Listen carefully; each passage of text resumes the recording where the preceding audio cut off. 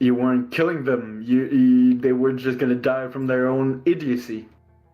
Well, they were gonna attack the orchard if they didn't get apples, and If they got apples on their own, then the snakes would have killed them for us. Yeah, but they couldn't, so they were gonna hit the tree. So I stepped in. Maybe Rexus could have turned into a bull and give them a little boost. Well, They would have crushed me. You're Maximals, you're fine. You probably could have held one of them up, maybe. Maybe. Yes, and it would have snapped my spine in half. The highlight of last week was you trying to explain them what throwing means.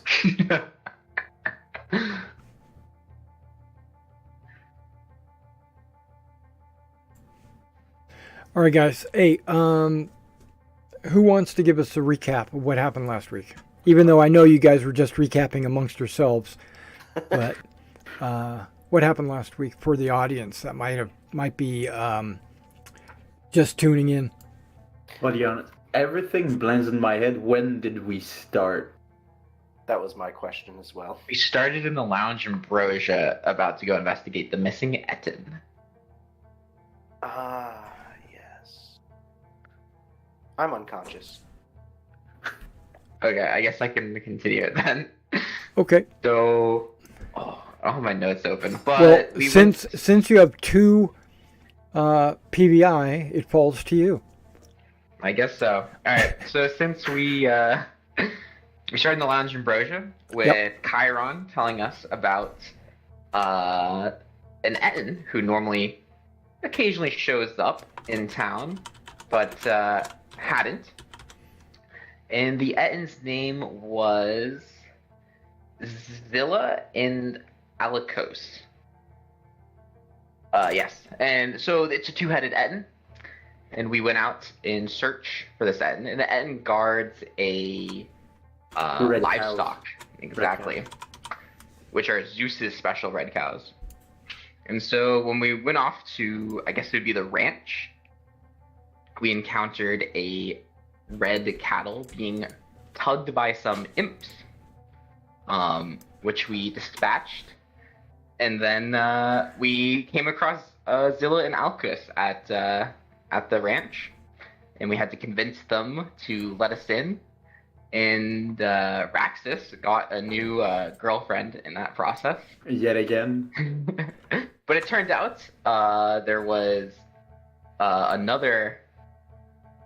Is it an Etten? It was Bakchos, but I don't remember. Hill only giant. one head. He's a hill Bakchos. giant. Hill giant. Okay. There's a normal giant. He was butchering the cows, and so we killed him and saved Zilla, and we headed back to find the orchard is under attack by two Cyclopses that are brothers, and they're trying to get a golden apple from Hera's tree, and that's where our Zermedes got himself in some trouble with some snakes guarding the tree, and he was downed once, and he somehow, through the magic of his acquired Belt of what is it Ares. called? Yeah, what's the name of that kind of belt? It's a special Cummerbund. It's a girdle. a girdle. Yes, he was saved by his girdle, and was brought back up to full strength. And what does Zermedes do? Not The full, exact same jumps thing back again. not full strength. I was one short. Yes, okay, 1 HP down. And that's where we left off, with Zermedes in a pile of snakes with an apple. And I believe he's unconscious. Mm-hmm. No, I don't have the apple. The Cyclops took it and went on his way. I can't believe I can't believe the orcs worship those things.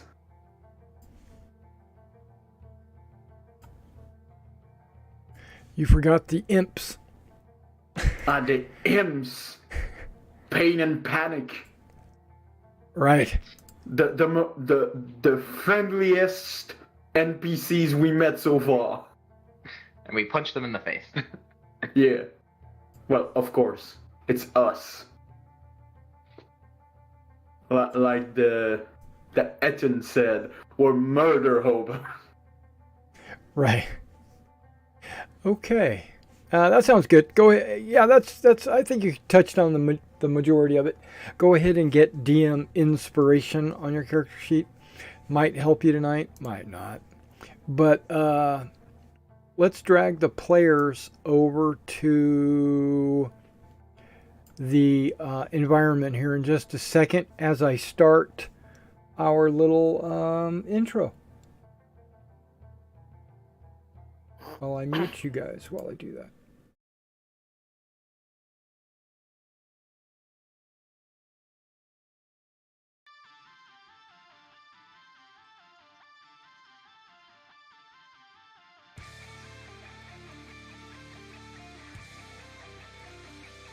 Greetings.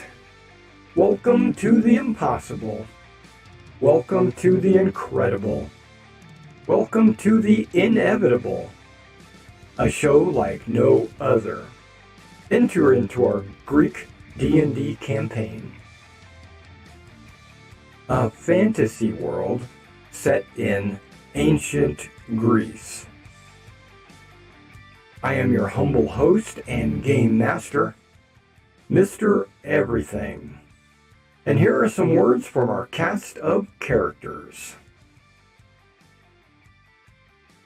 Hi, I'm Mason. I play Zermetes Windseeker, the Leonin monk. And personally, I find that there is no problem that cannot be solved with brute force, be it math, politics, people. Hi everyone, I'm Raymond and I play Argus, the Greek human druid. I've been accused of some bad things in the past and hope to right my wrongs through my worship of Demeter. Hi, my name is Simon. I play Gallus, the human Odyssean. He does not know either of his parents, for he was born at sea. During a storm, he serves Thessa, goddess of the sea.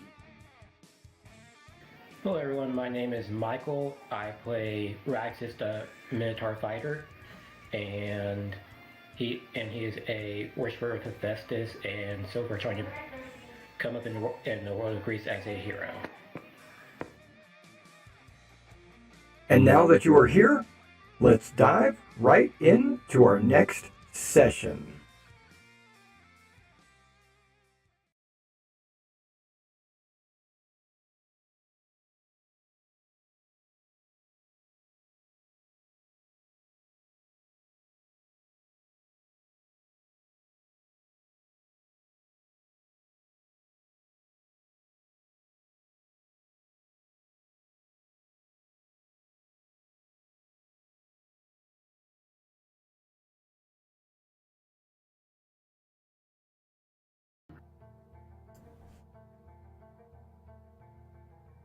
I was gonna take it and try to draw the snake's attention, but Well, the Cyclops have the apple, but they were still on Zermetes because he's the one that took it. yeah. I think they aim at the one that took it, not the one that has it. If it was the case, the other one would get attacked because he has the first one. All right, so you go ahead. We're going to start in with combat, right? Because we got Zermetes. He just got attacked by 10 or 11, 12 snakes. I don't even remember. And 10 swarms. 10 swarms, right? So about 100 snakes attacked you. And you went to 0 hit points, dropped to the ground. And I almost survived it. And then that's where we're going to start. You haven't made any death saves yet, but it is your turn. So Can I have him re-roll his initiative with a PBI? you want him to re-roll his initiative? Yes. Okay, he can voluntarily choose to have a lower initiative. Oh, okay. Is that a thing? Yeah. Do you want to have a lower initiative? Yes. What initiative would you like to have? 13, please. You have a 13. Awesome. Yeah, you can delay your turn. Yeah, you can't increase your initiative, but you could definitely decrease it. I would like to point out as well, before I picked the apple, I used my Cloak of Stars, You which did. lasts for a minute or until I die, not pass unconscious. So I am still giving everything disadvantage. That sounds good. Yeah, because you're at 0 hit points. That doesn't mean you're unconscious. Bleeding out.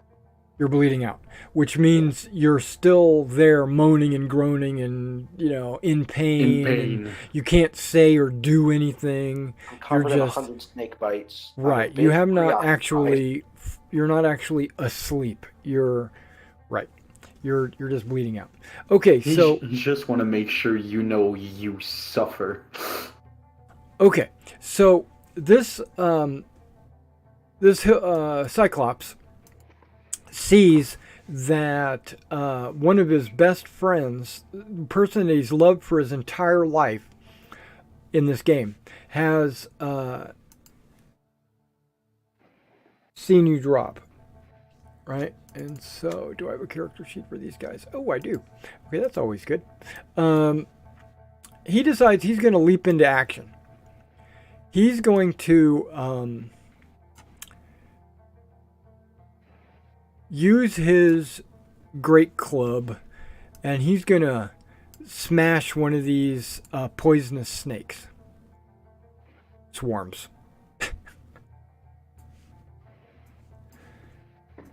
And rolls. Looks like he rolls a 19, which is more than enough. Crap. Okay.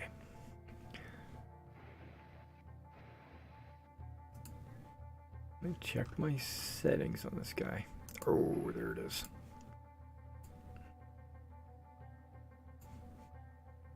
Is that because auto roll damage is turned off on an NPC? Yes, it is. Okay. That's good for me to know as well.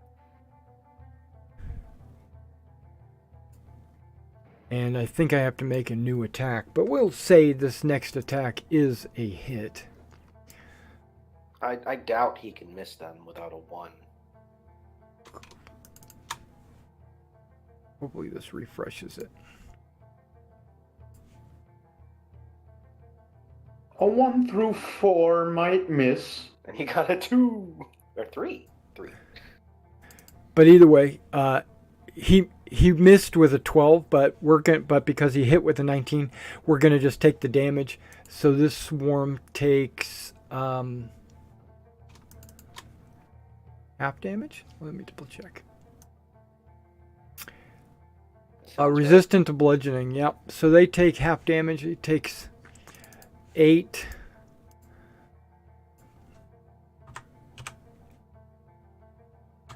And Is it because it's a swarm or because it's a snake?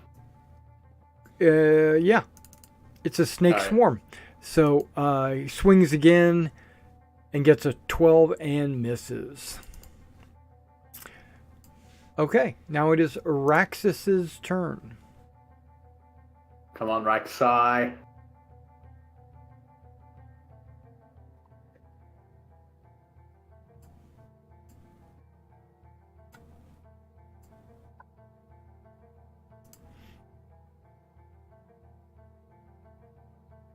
Remember, you can just move through people if you want. Oh, wait, Mike, are you muted?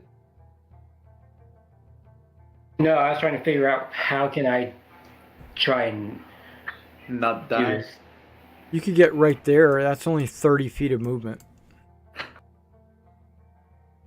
If you want. Or if you want to go 35, you can go there. Or 15. Yeah, I'll go 20, 35 to 25, get there, and 40 I'll will try get you and straight there. I'll get to that 35 movement point to try and start getting at this swarm so I can get to Thermetes. Okay, which swarm? Okay. Looks good. All I have is swarm of poisonous snakes across my entire screen here. And all their hit points. It's just craziness. Okay, that's a hit for sure. And It doesn't matter if it's magical or not. It is half damage. So 11, 12, 13, 14, 15. We'll call it 7. And that's also a hit.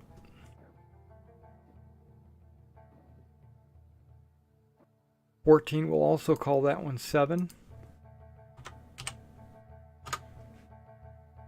I will bonus action cast Shield of Faith on myself because I have a feeling I'm going to need it for what's coming next.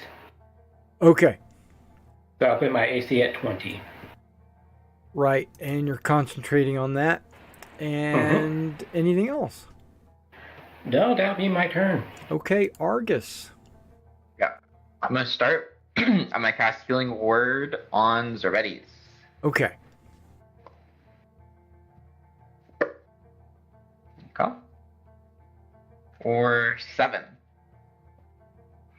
All right. That's my Zermetes is no bonus longer action? dead. Or dying. Then for my action,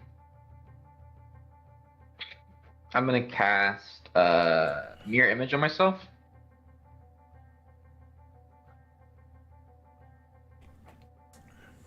And run my 30 feet of movement. Away. No, I don't know. Here. Okay. Threatening the swarms by your presence.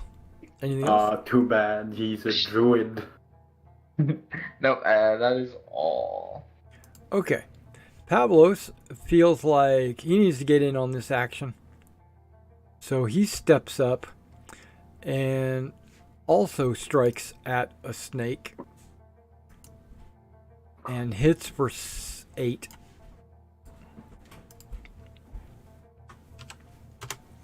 And swings again. And misses. Okay. Fails. Fails.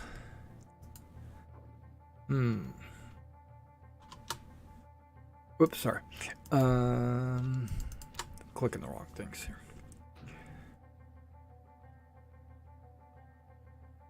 Changed her name on the turn tracker by doing that. Really? Okay.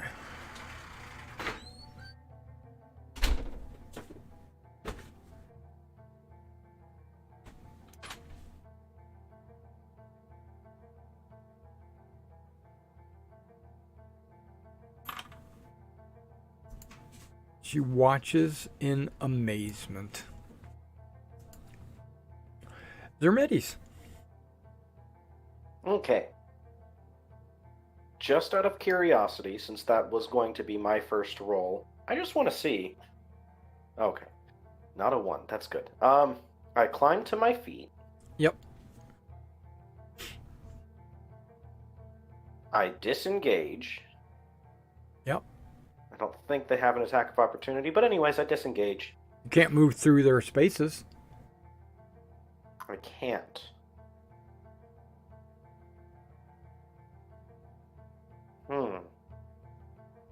I don't disengage.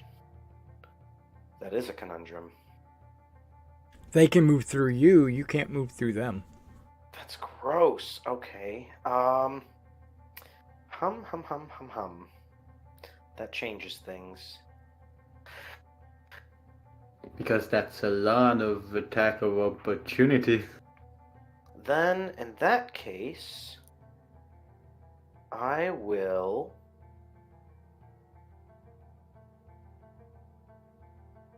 stab. I will draw my spear, and I will stab into the bunch of snakes to my north.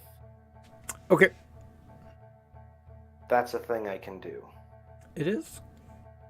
A 15? A 15 hits. For 9. For 9 damage, yep. Why not call the golden spears for nothing? We do love stabbing. And a 27 for 8.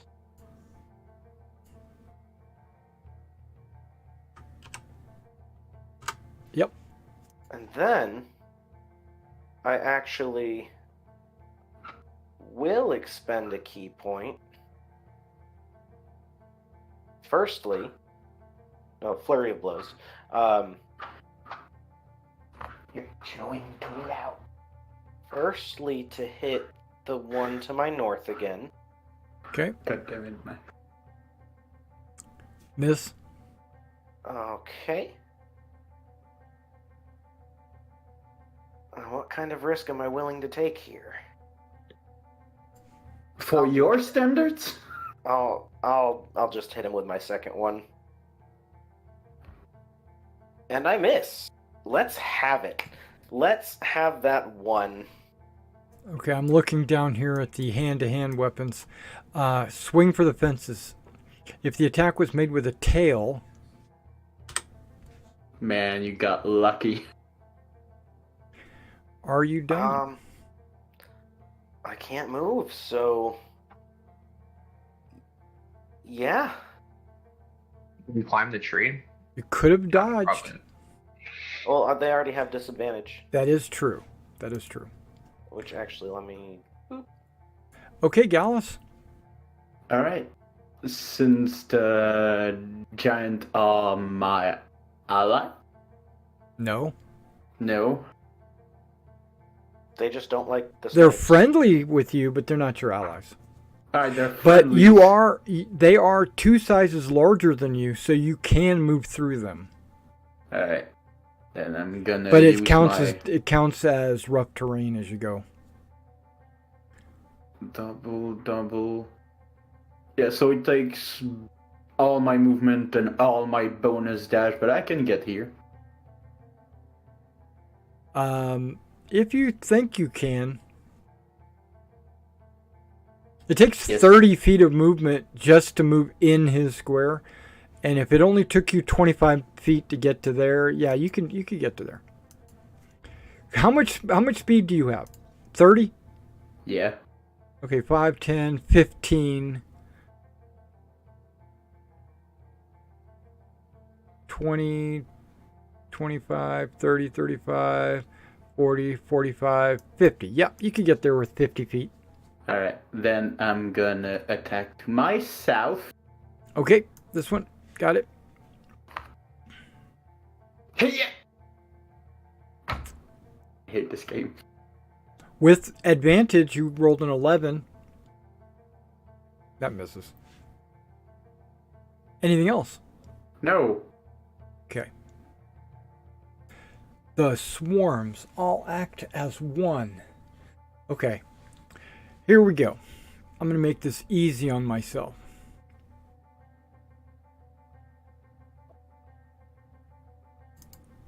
Do they trigger attacks of opportunity?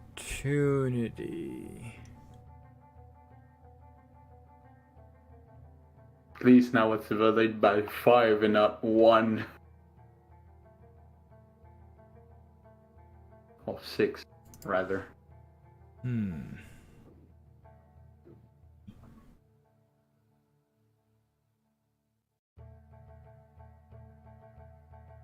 Okay. Well, the top 3 snakes are attacking Aegis. Because, apparently he decided to throw his hat into the ring. So the first one crits him and does a lot of damage. So we're looking at 20, 34, 38, 45 damage. Yeah, it's got to make a con save. And then a con save.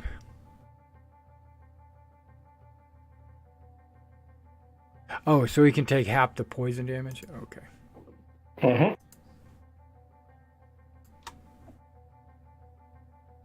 It's still 17. Yeah.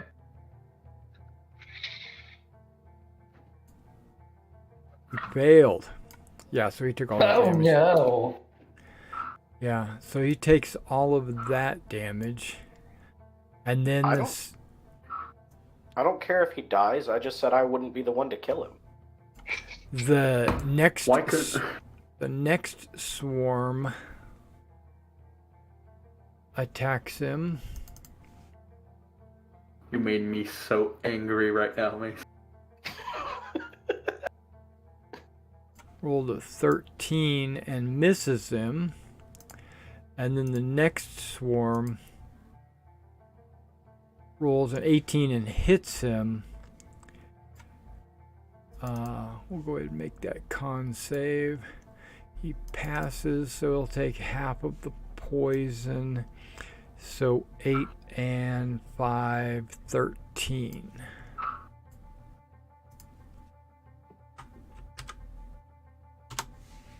And then A just says, "You don't care if I die? That's mean." Because you spoke out loud. Okay, that's the 3 snakes there. We've got a minimum of 2 snakes on Zermetes, so let's go ahead and do those 2. You left me in a pile of poisonous snakes twice. Does a 15 15, misses. okay, and a 7. Misses. Okay, I don't think a swarm can fumble, but we're gonna look. You have advantage on your next attack against this target. Swarm can't fumble. Okay, so that one gets a straight attack next time. Gross. No, they can't fumble. Swarms can't fumble. Okay. I didn't count this guy. No, I did. Those are the 2 I did count. Okay. Yes. I should have given it his bow. These 2, the 2 directly to your south, are both going to attack Argus. Alright. So does a 13 hit you? Well, first I need to roll a d20. A 13 does hit you, right, by the way. Yeah. But does Oh, the no. mirror image... Does nothing. Yeah, low is bad for me. Okay. Yes, that hits me. Okay, so you take 8 and have to make a con, or take 10 more. Alright. So, you see, the problem here is you did mirror image, but snakes see by smelling. Not. Well, you pass, so you only take 13 damage total. Cool. And then the second attack rolls a 12, which also hits something. But it's an illusion. Okay, so the illusion gets killed. Expired. Okay. It's 7 plus 8, right? Yeah. Okay. Well, it only has 1 hit point, so just kill it. Mirror images have 1 hit point. Oh, no, yeah. Sorry, I was talking about the damage. It's 7 and then plus 8 poison damage. Okay. I had the mind. No, that misses. Oh, that- shoot. It was the previous one. Right, it's the 13 total. 13. Okay. Yeah. Okay, so, And then I'll take down one of the guys. 3 of these snakes are all going to attack Raxus. Okay, all over half hit points. So we're looking at a 19, which is a miss That will because miss, of your... and I will use riposte on that swarm. Okay, Which one is it? it's one of the 3. It's like 30 snakes attacking him. Because one of the 3 has advantage on. Yeah, no. Still a 23. Yeah, 23 is definitely a hit.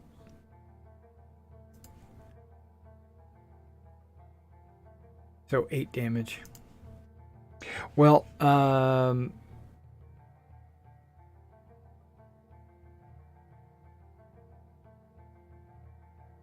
yeah. TR 6 is 27. We have the same bonus. Okay, perfect. And then 2 more snakes swarms attack you. A 24, believe that hits. Got to make a con save. Unless you're immune to poison, which I don't think you are. But your con save halves it, and your resistance, are you resistant to poison? Give me a moment to post my constructed resilience thing, because I don't know how that rules everything. Okay.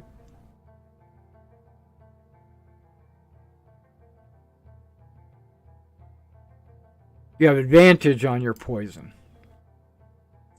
Okay, but you rolled a 26, so you definitely passed. Yeah, so you just have advantage against being poisoned. So you take 8, and because you passed, 8 more for a total of 16. Mm-hmm. And then the last swarm will strike at Raxus again, rolling a 23, which I think also hits. Make a con save. But first, before you make that con save, that is your concentration con save from the first attack, which is good. Now make a con save versus poison. You're good. So you would take only 10 damage. And then make a concentration check. And you're good there too.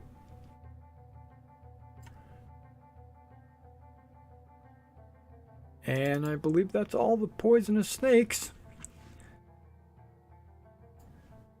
And then Aegis says, I don't know. These snakes are mean. But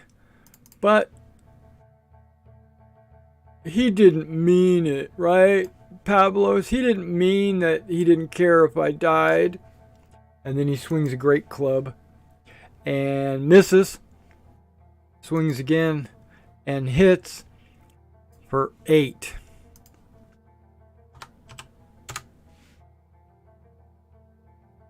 And he's done. And then we go to Araxis. Wait, where's Sermedes? Oh yeah, he moved himself to 13. Got it. Alright, well, I'm going to keep hacking away at the swarm that's right in front of me. Okay.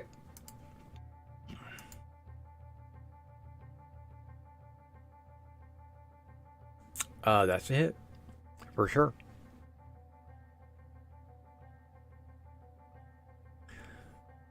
For 13, 17, or 8. What else? That's a hit.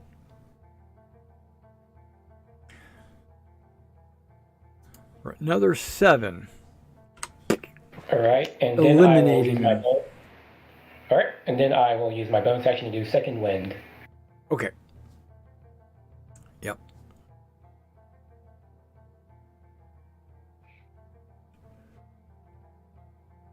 For 8. So 8 healing back. Yep. 8. Got it. And that'll be my... Okay. That was Raxus. Getting rid of one of the swarms. Argus. Alright, as my bonus action, I will healing word Zermedes. When you were hit, did you make a concentration save? Mirror image is not concentration. Oh, okay. Because you got a clock up on your token, so... No, you don't. Yeah, you do. You got a 0. It just needs to go down to 9 now. Oh, you're just timing how long the mirror image lasts? Yeah. Okay. 1 minute. Yeah, that's fine.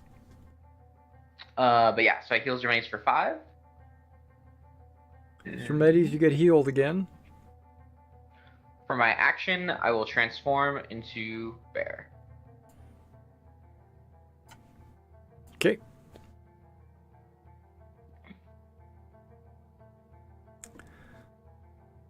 So it's a bear with all these druids walking around him. Because they don't transform. Okay. Cool. As the size large, can I move through these swarms or no still? No, you cannot move I through an don't enemy want to. token. Okay. They would have to be friendly for you to move through them. Unless they were You try to like three force your sizes. way. Is there some action you can take to force your way through, or like one unit will just prevent it? You can push them. Okay. You can. Cool. I was just curious. I don't have an action, so. Yeah, you can push them back.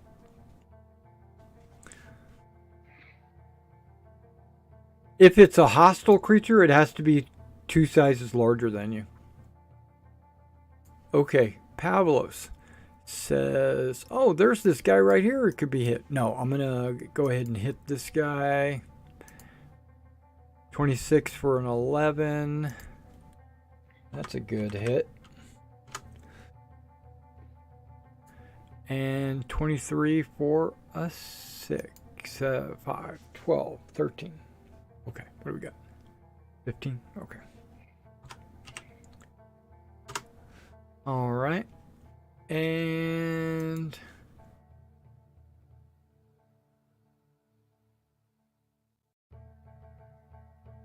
Thales watches. Okay, Zermedes. She's allowing you to kill all these snakes, if you haven't noticed. She's basically just watching to see what happens.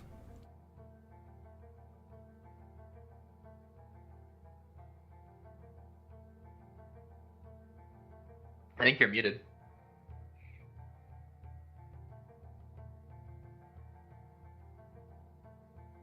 No? Nope. Oh, wait. Okay. Yeah, you're good. Okay. I will continue stabbing the north group, because that seems to be a good way out. Jab. 24 for 5. That's good. And, Okay. 22 for 8. Okay. Okay. I absolutely have to remember to take this down. Hold on. Boop. I absolutely have to spend another key point to continue smacking away. Smackety, whackety, clap smack. With a 23 for 5. Okay.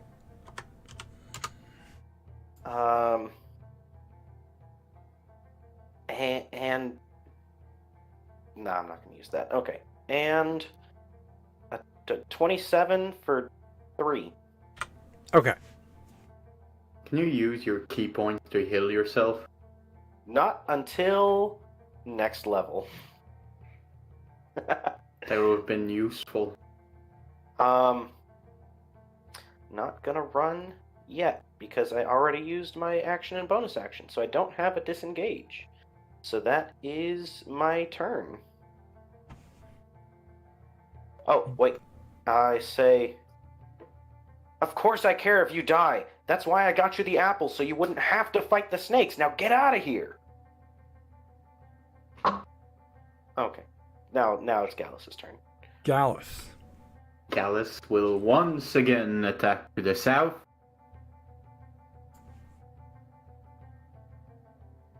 Hey! 15 Yep, that hits. for... Oh, damn. Math. My nemesis. More than 20? Yes. Okay.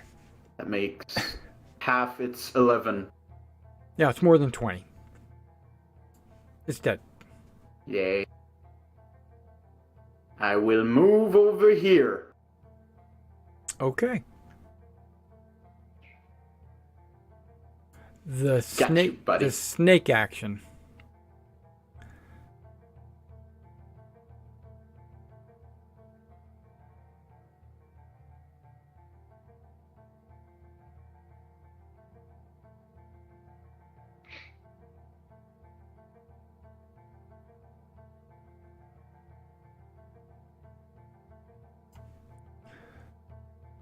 Okay, so the snakes all shuffle about. And we have 2 snakes attacking Aegis.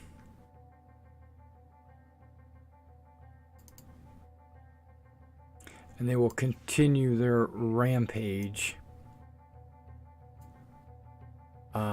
both hitting, and I'll make my 2 con saves. Boopity boop. Okay, so the first one does 12. And the next one does 9. No, why am I halving the 11? 13. Why did I have the 13? Okay, so he's going to take another 7. And then he will take... Oh, I halved it because he passed his save. Duh. Come on now. Come on, Derek. What's going on? Okay, and then 12.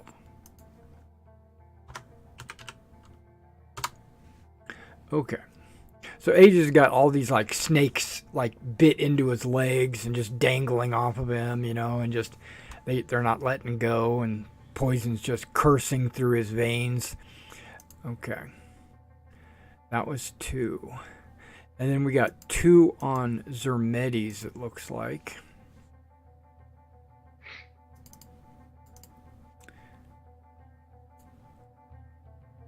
$17. 17 misses. 23. 23 hits. Can I use the PVI to have that snake re-roll there? Yes. Okay. All right, I'll mark down. Okay. PVI. Well, you don't have to do that. I keep track of it here on my screen. Oh, okay. Yeah, I've got the...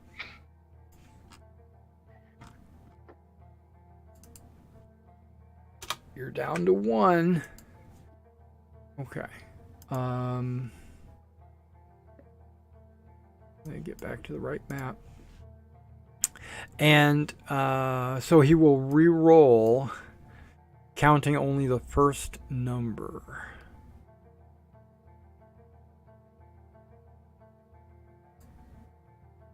$22. Dang. Yeah, a 22 still hits. Okay, so But that is more favorable damage. it is more favorable damage. You still get a con save. With a fumble, you take double the damage. No, you don't. So 21 Yeah. puts him at 0. Okay. And then we'll go with 1 poisonous snake against the bear. All right. Does my mirror image still take it? Oh, it doesn't matter. Okay. Right. Yeah, you still get the mirror image. Okay. And it's just they look like people like guarding the bear. And then one of them will attack Gallus, it looks like. 25. Looks like a hit. So make a con save. Not a con save. Yeah, you can make it. Yeah, so you take 12 total. Right. That's all the snakes. Ages. Okay. Hit me. He is going to move to there. And then he's going to strike this swarm here with a great club. And he hits it for 10. It's a pretty strong hit there. Okay, he's going to hit him again. And that's a miss. Raxus. I'm going to strike out at the swarm of snakes that's right next to Gallus. That's above me and right next to Gallus. This one here? Yep.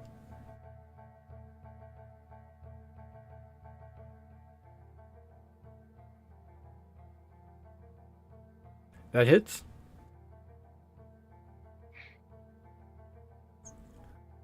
Forgot to add my dueling style to that, so that would have been 18 altogether. Okay.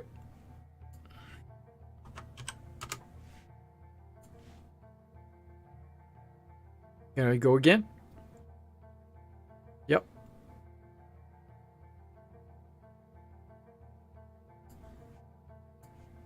Alrighty. That's a weak hit, but that's okay.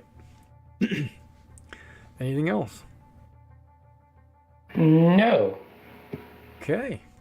Now it is Argus the bear. Okay. For my action, I would like to no longer be a bear. Okay. So which square would you like to be in out of those 4? Bottom left, if possible. Yeah, I don't see a problem with that. Cool. So that's my action.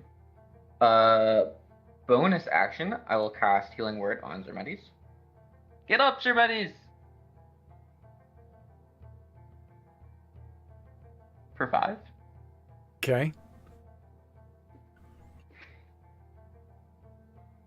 And then...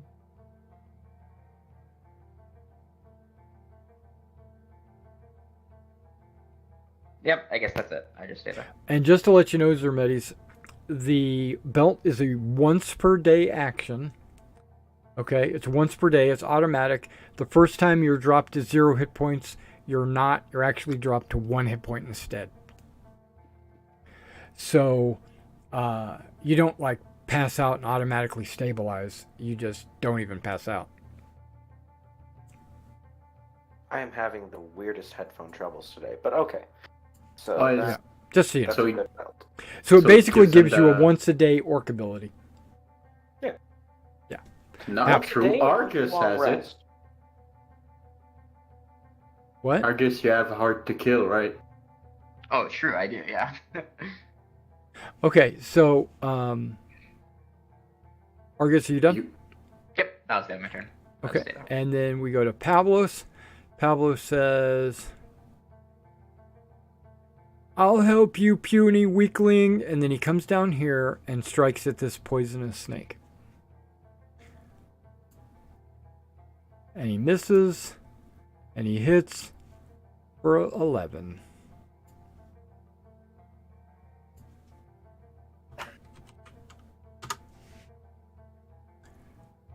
Fails. Zermetes. Okay. I grip my spear tight and rise from the ground to hit the snake to my left. Okay. Bang. Uh-huh. 21 for 8. Yep. And a bang. Miss. And I still didn't get what I needed, so key point going down the toilet. A flush. A bang. 17 for 5? Yep. Oh, good. And whopping 25 for 5. Wow, that's quite a bit of damage to a swarm of snakes. A bunch of snakes died at your hand. Don't worry, they taste like chicken. Okay. Done? Yeah. Gallus. I will attack this swarm. Okay. With advantage. Hey, 26 for 11. That is correct. It's still functioning as a swarm. Those 3 or 4 snakes that are there. It's hard to tell because they're swarming around. Anything else? No. Okay. The poisonous snakes. This one is going to attack Argus. Okay, I was about to click on a giant. Okay, hold on. 13 hits. That hits. But who did? 8 is But, on the but what does it border, hit? Yeah. 8's on the border, I have to double check. When you only have 2, it changes what it hits, right? Yeah, it's like it's either 8 or greater than 8, I think. With 2 duplicates, you must roll an 8 or higher. Cool. So it hits a duplicate. Mm-hmm. Kill a duplicate. All right, One so remaining. that swarm is done. 1 on Raxus. 14 misses. And I'll use riposte against him. Okay.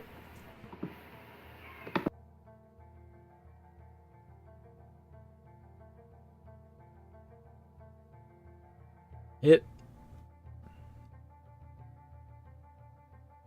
For a lot of damage. Okay, what is it? 11? 12? What do we got? 19, 23. We'll count it as 11. Okay. And it missed you. You riposted. You hit it. Okay, it's done. 2 on Zermedes. 19. A 19 does hit.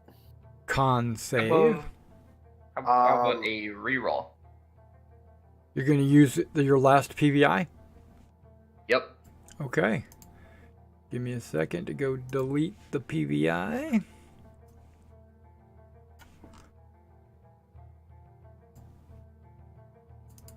Everyone is at 0 now. And we're back. And here comes the reroll. Rolled 13. That misses. Okay, and then the second one is... Double crit. Come on, double crit. Is it exactly 1/2 hit points? So Swarm has half hit points or less. Okay, rolls an 18. 8. 8, right? Misses. Misses. Okay, An 18 would have hit. right. Okay, so that's those 4 snakes.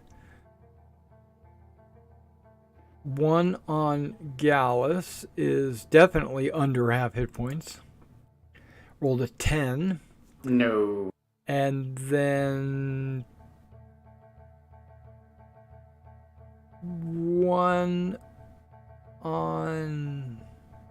2 on Aegis. Okay.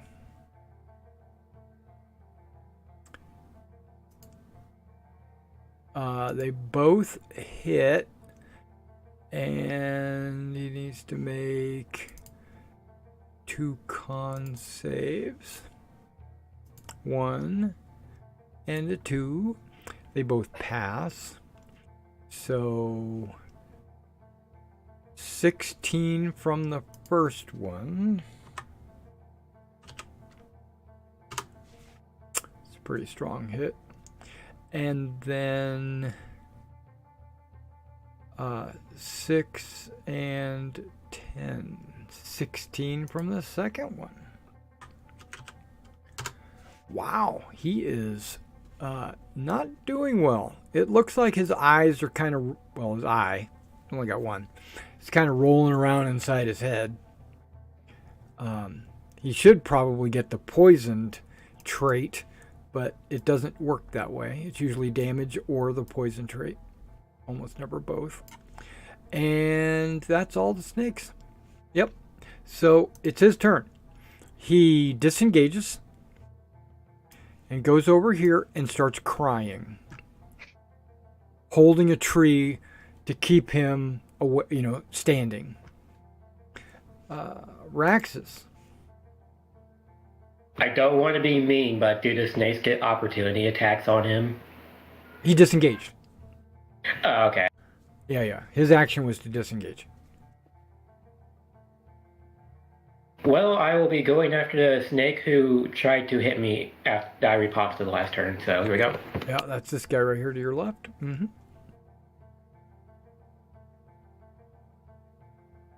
That's a miss. And that's a miss. And well, I'm good. And he's good. And Can't win Argus them all. can't win them all. Okay. There is Shoot. one snake right here. It's focusing on him, but you would still get an attack opportunity because there's more than one of them. You know, there's a swarm of them running around. Probably about 8 of them or so. Okay. Perfect. Okay. I cast Misty Step, Right. which moves 30 feet. Yep. Which will put me Well, up to 30. where? You can Misty yeah. Step 5 feet if you want. Yes, but I will go to where Aegeus used to be. Sure. That's my bonus action, and then my action is I turn into bear. Bear. Misty Step's bonus? Yeah. Yep. Okay. Okay, and then I'll go mark those off.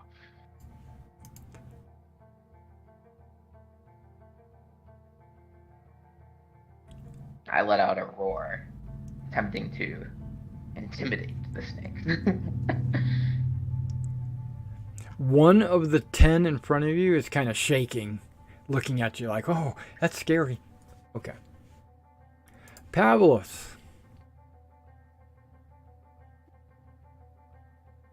I'm just going to attack this snake. Not sure what happened to the druid. Okay.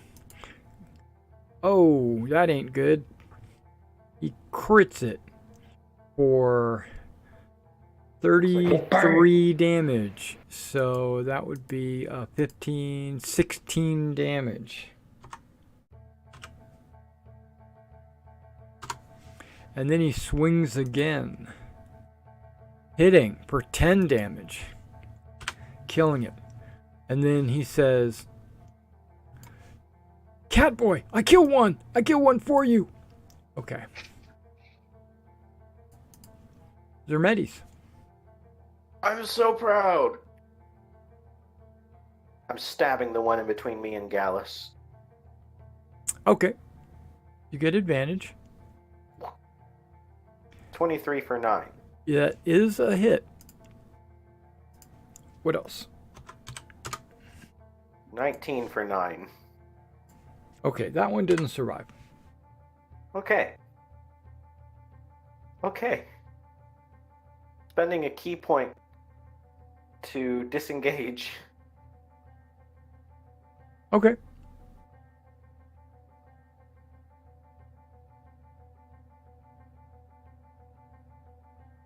Uh,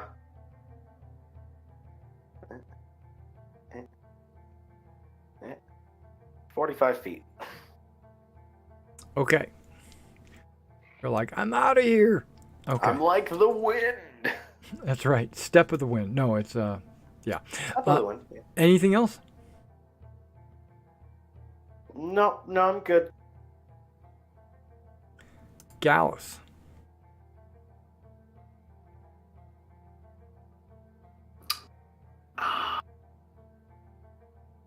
Man, No more advantage for you.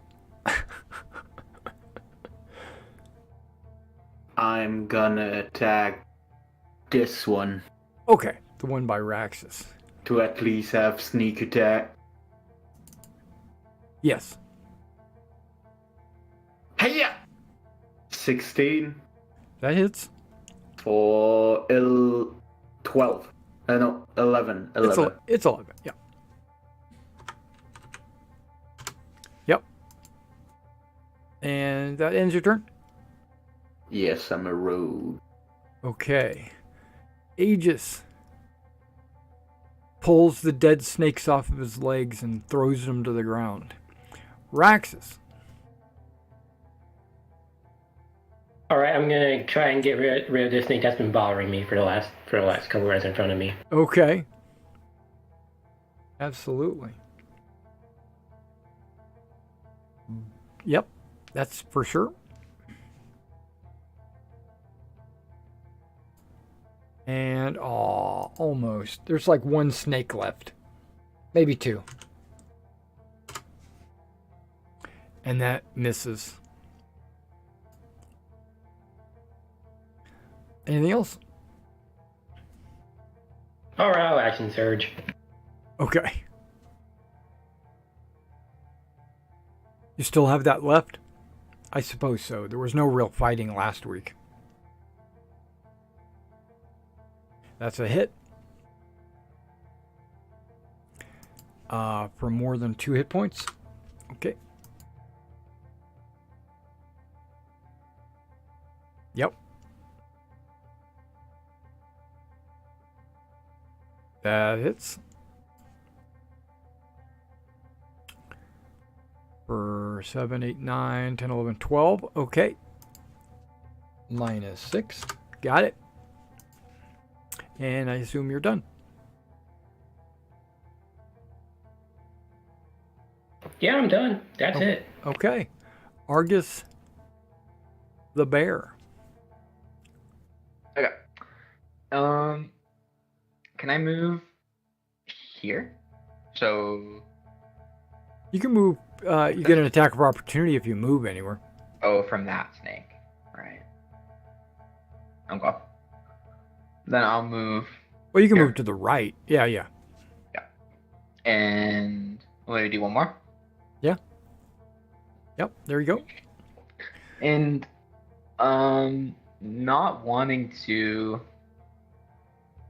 attack these snakes that I talked to and were told not to kill, I will take the dodge action. Is that allowed as a bear? Yeah. You could. You still have your mind. So yeah, you can mentally dodge. Attempting to making noise as a bear, but attempting to avoid snake bites. Right. If they attack you, you will have they will have disadvantage to attack you. Okay. Pavlos says, you blocked him. Wait. Yep, I got to reach. Okay. Perfect. He moves to right there, and then he strikes this snake right there.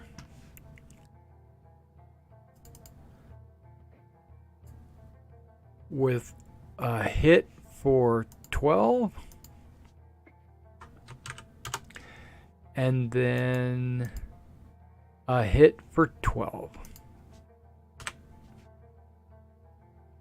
And he says, "Don't worry, little buddy. I got your back."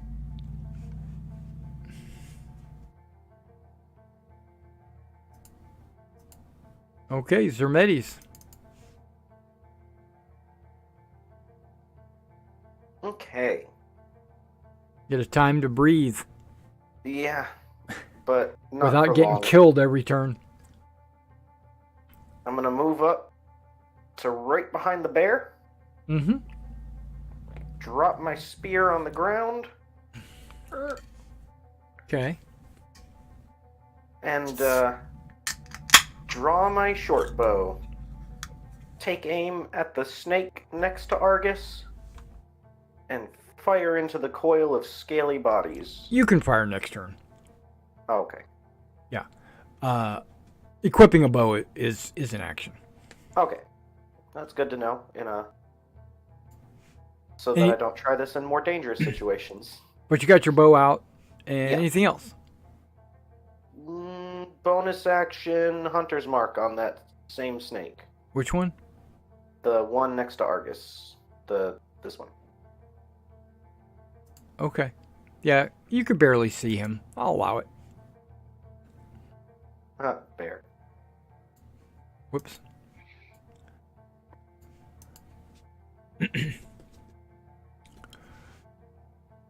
Anything else? No. Gallus. You are free. I'm free. I will. Oh, right. I'm gonna use my movement to go over here. Yes. Attack this one. Okay.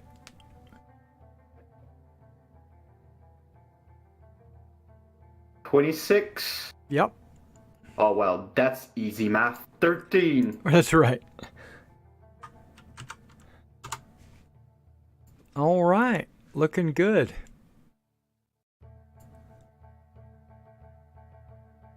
Raxus. Going after the one that's right in front of me. Okay, you have advantage.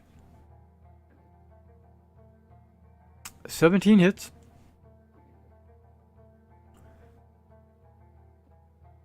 What is that, 15? Okay. Mm-hmm. Okay. It's alive, by the way. That does hit as well. 27 hits for sure. 14, 19. Anything else? No, I'm good where I'm at. Okay. Argus. Wait, did the snakes get to go? I think they got deleted from the initiative. Oh, they got deleted. What's their initiative? Yeah, They were it was 8. Because I was about to say, Yeah, wait a they minute. just That was after not me. up. They should be right after Gallus. Yes. Okay, so we'll add.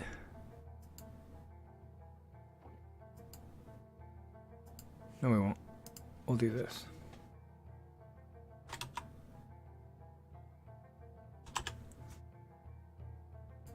Okay, I can't.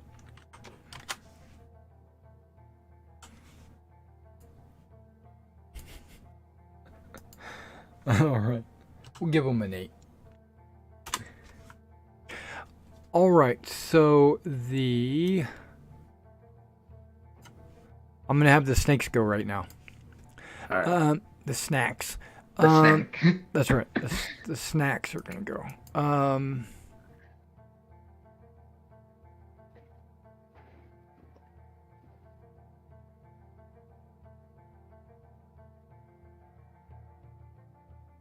Yeah.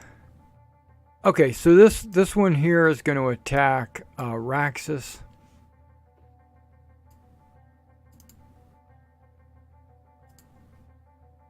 And he rolls a 13, which I'm sure misses. And I'm punching him with a riposte. Okay. Punish him. Suffer the consequences. With advantage, Nope. you got a 10. Okay. Oh. This other one is going to attack. Not going to attack Gallus because Gallus. Yeah, you would have been there. So attacks Gallus. Rolls a crit. Why did I look offended? Why? Make a con save. You do have uncanny dodge, by the way. I'm gonna use it, that's for sure. 14? Yeah, so you can half the piercing, right? But not the bludgeoning, or you can attack. You can half all damage, or what? Post it. Post it. Post it. When an attacker that you can see hits you with an attack, you can use your reaction to have the attack's damage against you. Okay, that's all of it. So, and your con save will half the poison. So let me just give you a total, and then you can half it. So, 19. No, wait, I take that back. Hold on. 17 plus 11. Yeah, so 28. And then you can half 14. it to 14. Yeah. Yeah, so you take 14. Yay. I'm still Okay. up. And then this poisonous snaky poo right here is going to attack, or snack, is going to attack the Argus. With disadvantage. All right, so he rolls a 15. hits, though. Okay, but but there's what? still an illusion. But But it it hits you. hits me. Cons, Yeah. bear con, bear con. Aircon Aircon? is a fail. Okay, so the bear also has to make a concentration check. For concentration. Yeah, are you concentrating? Why do you have a timer on your thing? Oh, I was just keeping track of how long the. That's the concentration logo. Oh, okay. Should I just remove it then? How should I keep track of? You won't need it. Oh, It's wow. not going to ever be a minute. Combat's never a minute long. Okay. So, Yeah. so you're not concentrating, but you do take all the damage, 19 damage. 19. Okay. Okay, snakes are done. Now we get to Argus. Okay. I will move here Yep. and dodge again. Oh yeah, I would have had disadvantage, yeah. But yeah, it was 15 still hits. Okay. All right, so Pablo says, okay, I'm going to do all the work for you. He steps forward and strikes this snake right here. Or tries to. He hits him twice for 9 and 10.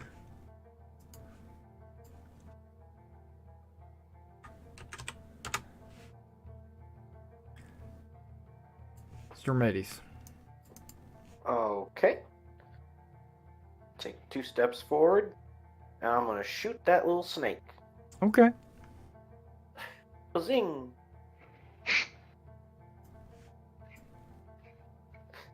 That's embarrassing. Poor sport. Your target wants you to make a DC 14 Wisdom saving throw. On a failed save, you have disadvantage when attacking this target until you hit them. It's not even actually taunting me. It's all in my head. All those bites got to me. Yeah. Well, actually, I think the bear and the giant got in the way. You know, they probably... Your arrow bounced off his great club or something. Okay, so Gallus. Well, don't I get 2 still? I don't know. Do you? I should. Okay, go ahead. Boing. You have- Disadvantage at 22 Yeah, that still hits. for 7. Even with all the armor class bonus that I was giving him. For 7? Okay. Yes. And then I will use my bonus action to move Hunter's Mark to the left one. Okay.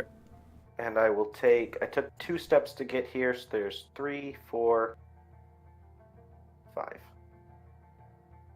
Okay. Oh, and I need to tick both of those down. Doink and doink. Okay. I am done. My turn. Yeah, now it's your turn. I'm gonna attack this one, obviously. Okay. Hiya! Ooh! Okay. If you do more than 2 points of damage, you would have killed it. Okay. Anything else? You can move. I'm gonna move over here to make life easy for my friend. All right, sounds good. The snack steps forward and attacks Zermetes. Wow. I knew it. Thank you for giving me the opportunity to move this direction without an attack of opportunity. Okay, so he moves up and...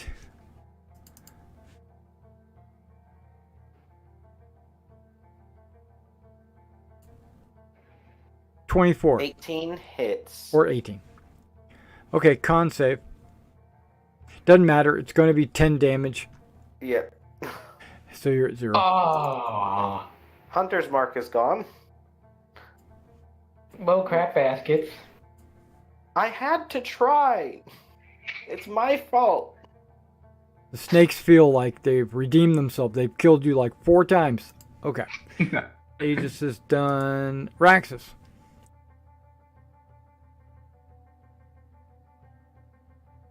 Let's get to work. Okay.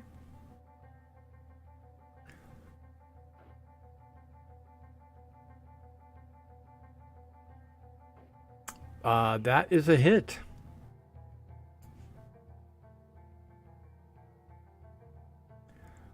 For 7, 8, 9, 10, 11. Got it.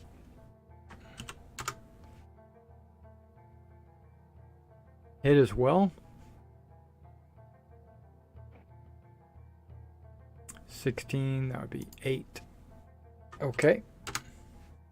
And I'm all good for that one. You're good. Argus.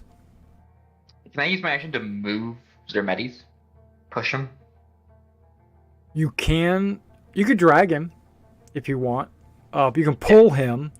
If you want to push him, then that's an actual attack roll.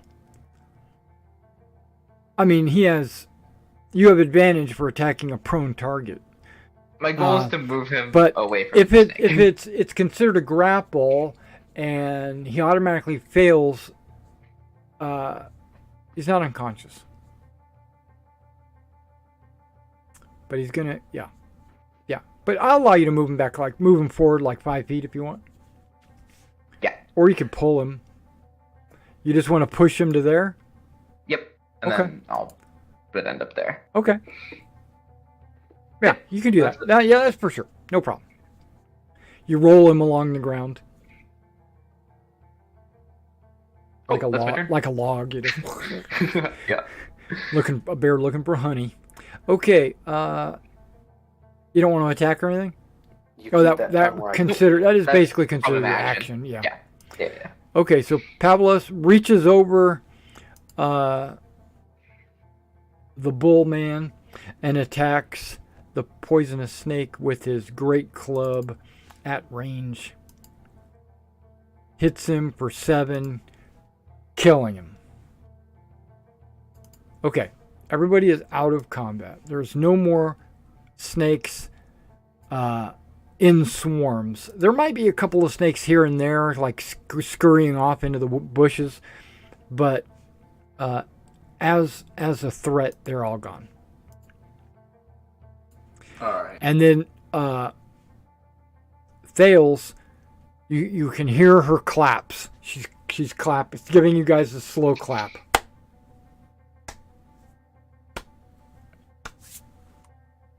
You are an idiot. I tell Zermetes. He's not there. But I do healing word him. And bring him back up. Regardless of his being an idiot or not, we've made sure that these Cyclopses, or I don't know what you call those Cyclops, have gotten what they needed. That's right. They each have an apple. Yep, they each have an apple, and Thales says, I've been trying to get rid of those snakes for a long time. You told us not to hurt them. Or was that a warning that they would kill us? Yes. Oh. Yeah, if you attack the snakes, they would fight you. Did they want an apple too? I could have just... No, picked one. for some reason they just nested around this tree and attacked anybody that started taking apples. You know, it's a lot like that old tale of, what do they say? That old tale where knowledge and The forbidden fruit. the forbidden fruit and the snake and the luring You you mean in that- and all that. You mean that tribe from the east? I don't know. So I think it's that's a what it's an old folk tale. Yeah. And Aegis goes over here and he just sits and puts his back up against a tree. God. And Pavlos is like, "Are you okay, brother? Are you okay? Did you see how good I Argus- did? I did much better than you." Argus, can you help him out? Please, pretty please.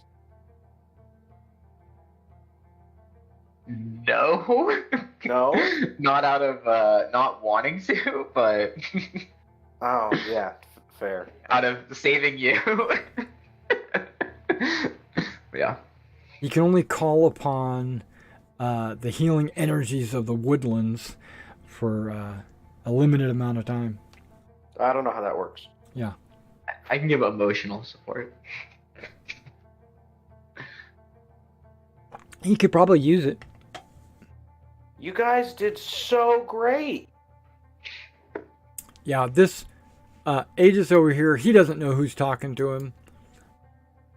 You can tell that he looks dizzy and he's a little confused about his presence, like where he's at. And Pavlov goes over there and, helps him tend to his wounds and wraps him up with spit and urine and rubs dirt in the wounds and stuff like that.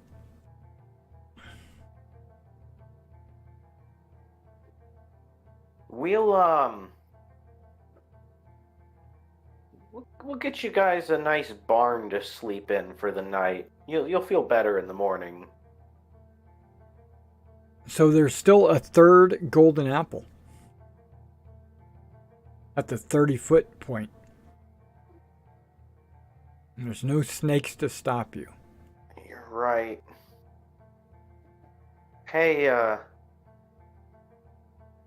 Hey, Pavlos? Yeah. I saw another apple up there. Yeah. Can you help me get it? You want me to throw you? Just hold me up. I'll climb the rest of the way. Yeah, okay. I think you've done enough tree climbing for today. He is a cat. I started this. I'm gonna finish it. Okay, so yeah, he can pick you up and put you up about 20 feet.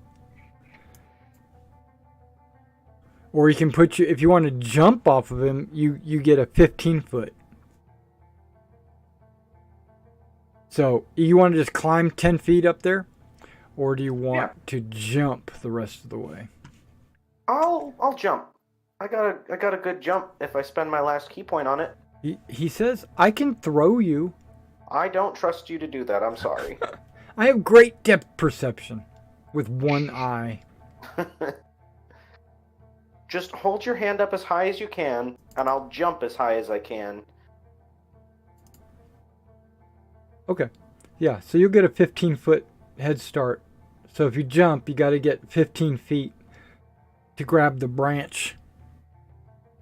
Okay. If I spend the key point, it doubles it. Yep, that's right.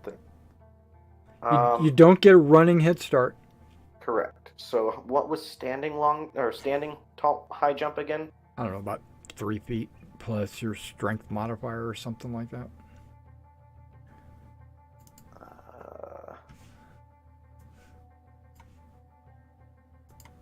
Movement jumping. High jump. 3 plus strength modifier, minimum of 0 feet. Standing high jump cuts that distance in half. Oh. So my thing that doubles it makes it 3 plus so 5 feet. I only jump 5 feet. It puts me at the 20. Don't you get a bonus or something? It doubles it. Oh, if you do a running, you can go further. Then it would have been 10 feet, but okay, so you go. Exactly where you could have put me. So if you want, you could do a climb. Yeah, I'll have to climb. Or if you got a long pole, you could reach up and knock it out. I've got a spear, but it's not... It's not 10 feet? 10 feet. Well, because there's my height added to it, and I imagine it's at least 4 feet. Right? What does it say? The spear? Yeah. I don't think it lists a length. Oh. Well, with the giant holding you up, or the Cyclops holding you up, using your spear, you could reach it. Okay. I'd knock it loose. Okay. Smack, smack, smack, smack, smack. Double checking this though.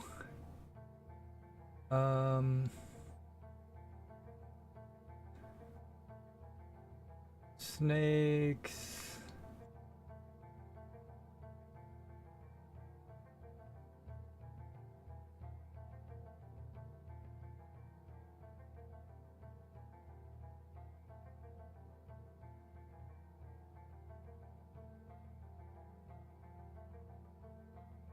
Okay, here we go.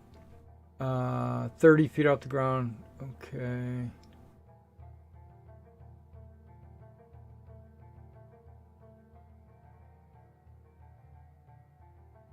climbing, throw, mage hand.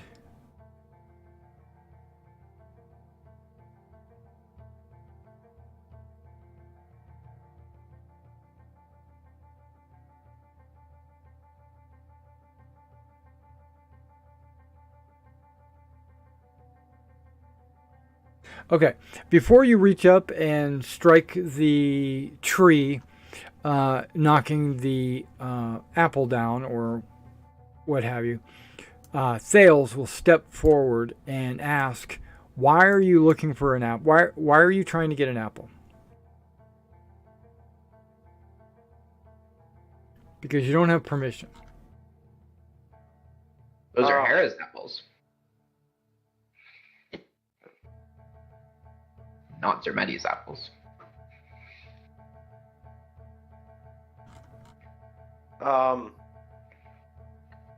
I didn't think that far ahead.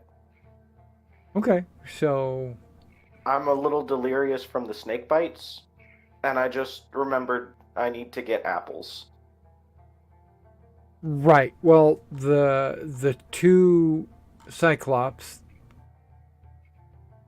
retrieved their apples. So why are you getting a third? I forgot where I was.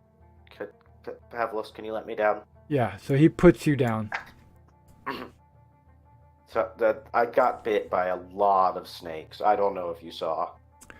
Oh, I was watching. I was wondering how you guys were going to deal with the snakes, and luckily you guys are the heroes that we've been waiting for. Yeah, heroes. Go us. We're glad. Go us. I You think should. I need to You go should right go. now. Yeah, you should go get that tended to. Maybe, get an apple pie and go I sleep love in a apple bed, pies. and maybe Yeah, because beef stew or whatever. you do need a rest considering that I don't know how many times you were brought down by those snakes.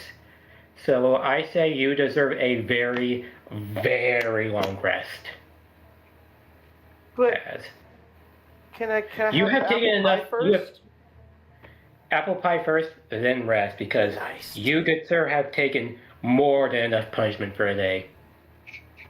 Okay, so Whoa, sleep. the giants, I'll call them giants because they're giants, but they say, "Thank you, heroes of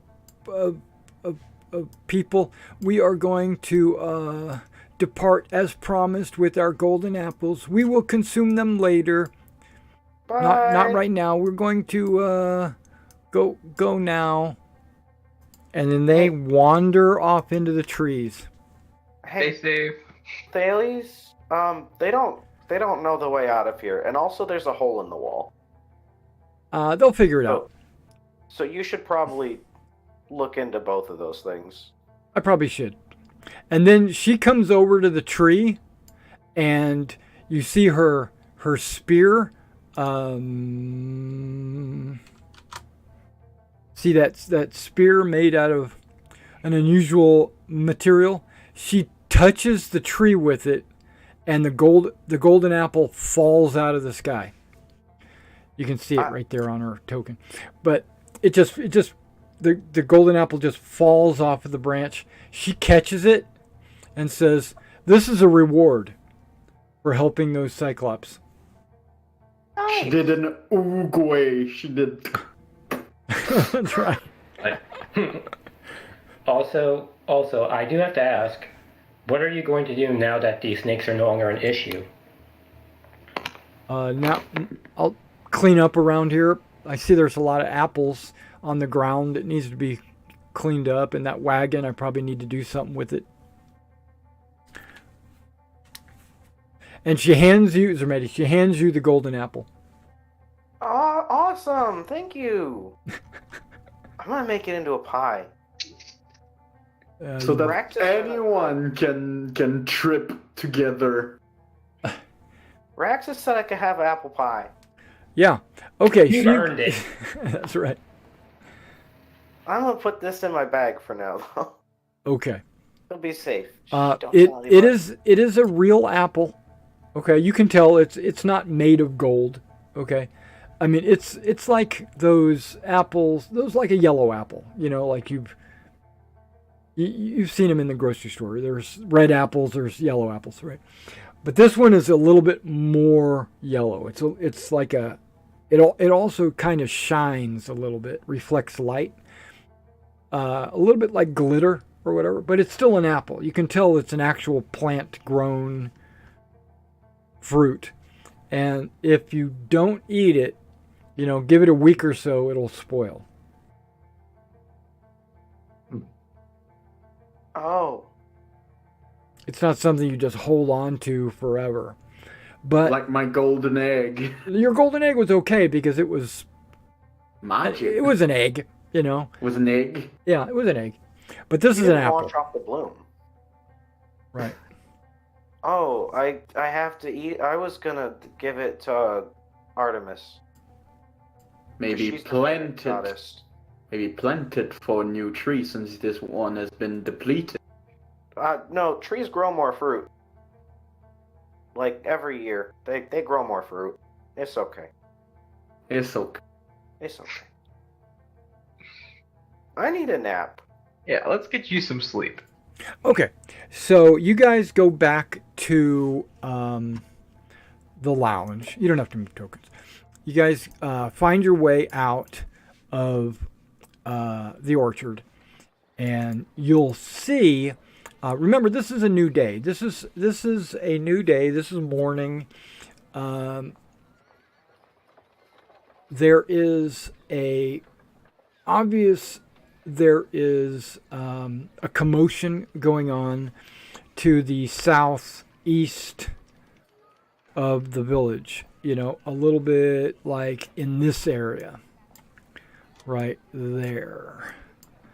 There's something going on. There's a lot of people over there. You can see that there are hand carts and basically you just see a lot of something's going on over there. There's nothing drastic. There's no alarms being raised or there's no people screaming or anything like that. It just seems like something's going on over there when you guys come out of the orchard.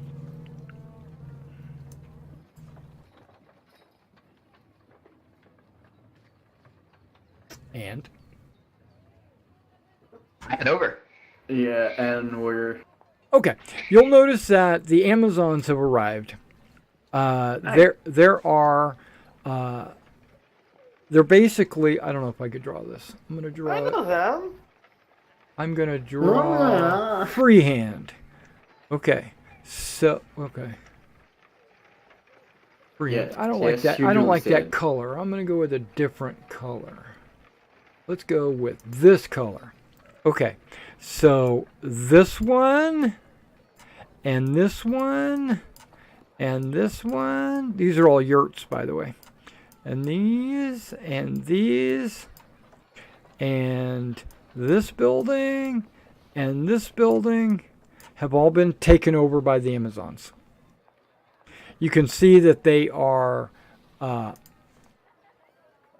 they're basically unpacking, you know, moving their belongings into these yurts. You can see that each yurt is holding about 3 or 4 Amazons, you know, and Hippolyta is in this building here with her new advisor, and then I don't know who's over here. I think what they're doing is they're putting their food stores and stuff like that they brought with them into this building over here.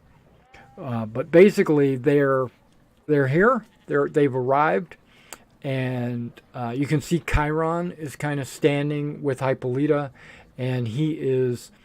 They're having some kind of conversation. You can't hear it. You're like 100 feet away, or even further. About 100 feet. Yeah, look at that.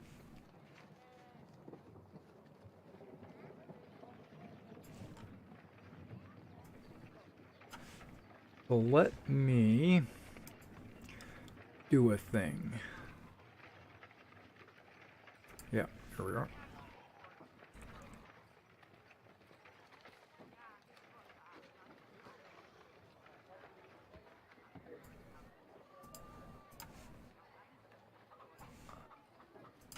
Perfect. And let me come back.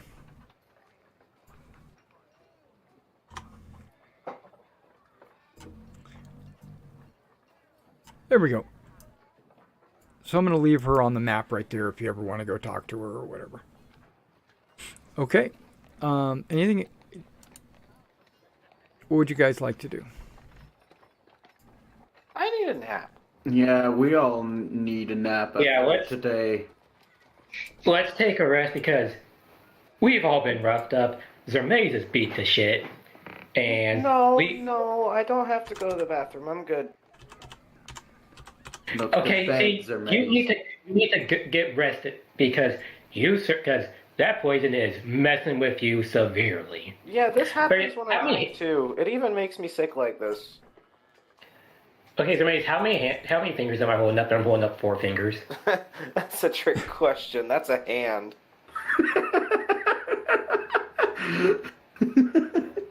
Yeah, you're fucked up. You're taking a hard rest. Okay, so Chiron is noticing you guys are kind of like coming to see what the commotion was.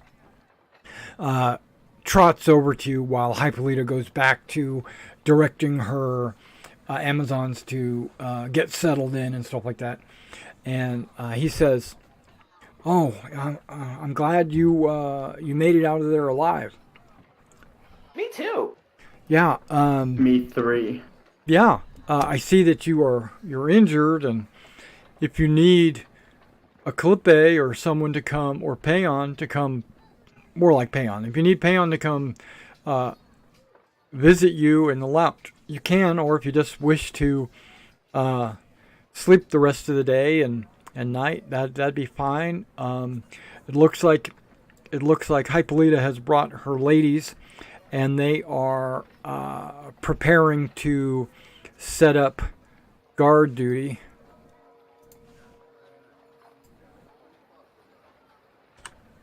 Good. I need a nap too.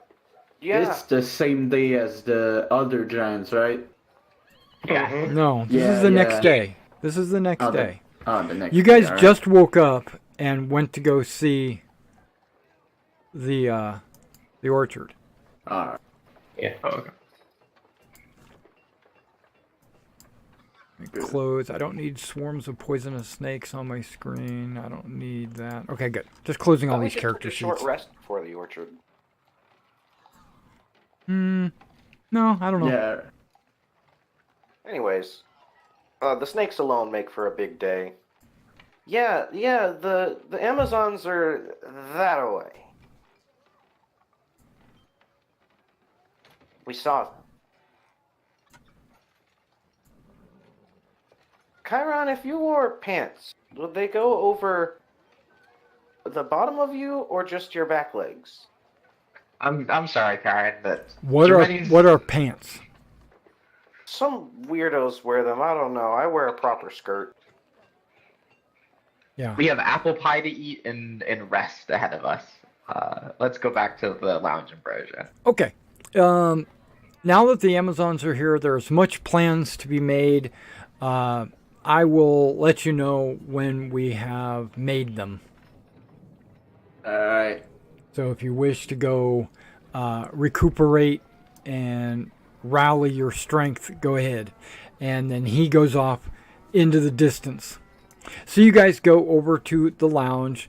As soon as you walk through the door, you feel like you've been lesser restored. I mean, it seems like everything clears up. Your mind is right. You can smell the fresh food being cooked, and there are a few people in there.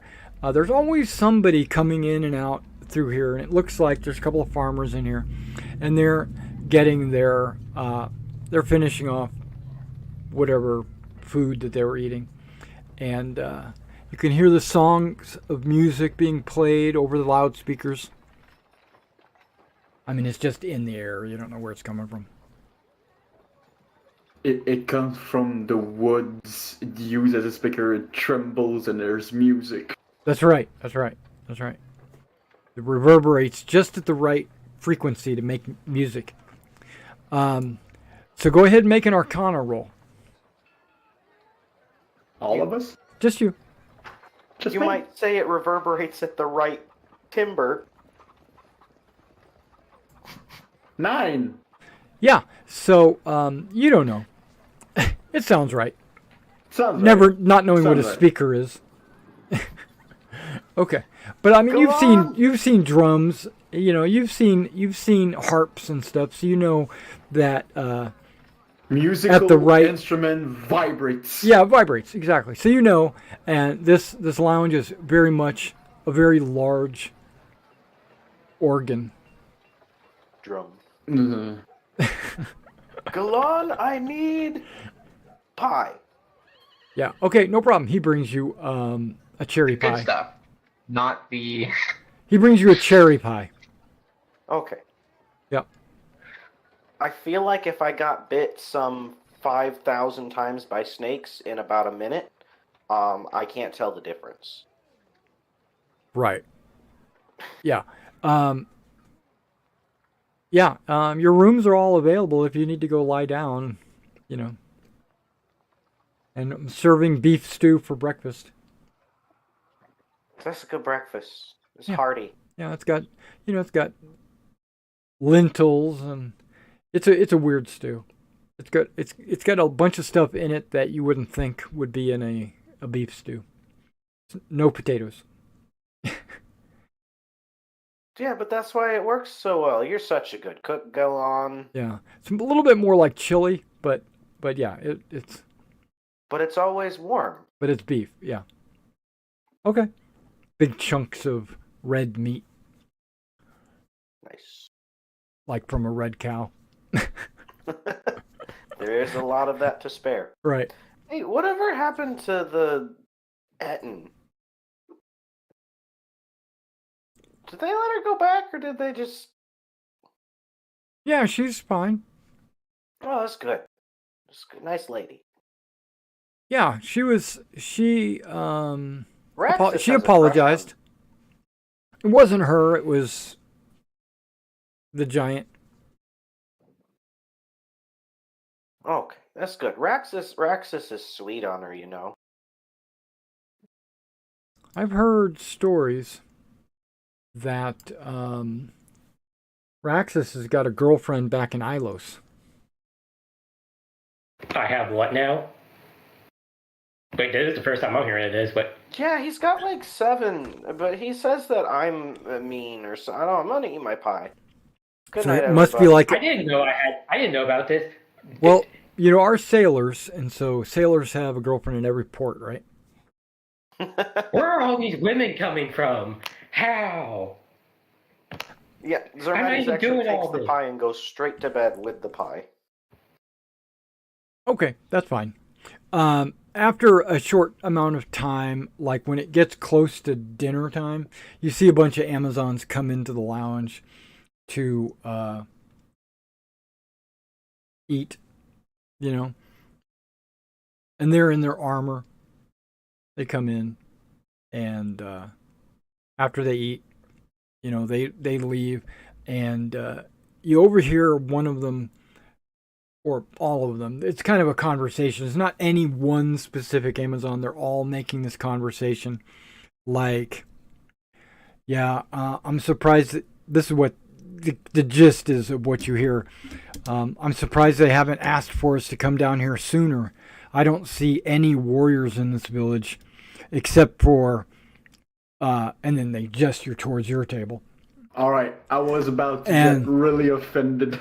Well, you should be, but they don't have any warriors except for them, and any bandit or monster or whatever could easily just come into this town. It doesn't have a wall, or it's not protected, so so We are well aware. so we're here to prevent any incursions into the village or whatever. So, and one of them says, "I've got as soon as I eat, I got to get out on the perimeter and scout around." And one of the other girls says, "Yeah, I don't actually go out there till midnight, so I'll see you, or I won't, but I'll be out there at midnight." We're going to take shifts. They got about 10 of us patrolling the area in this area at any given time.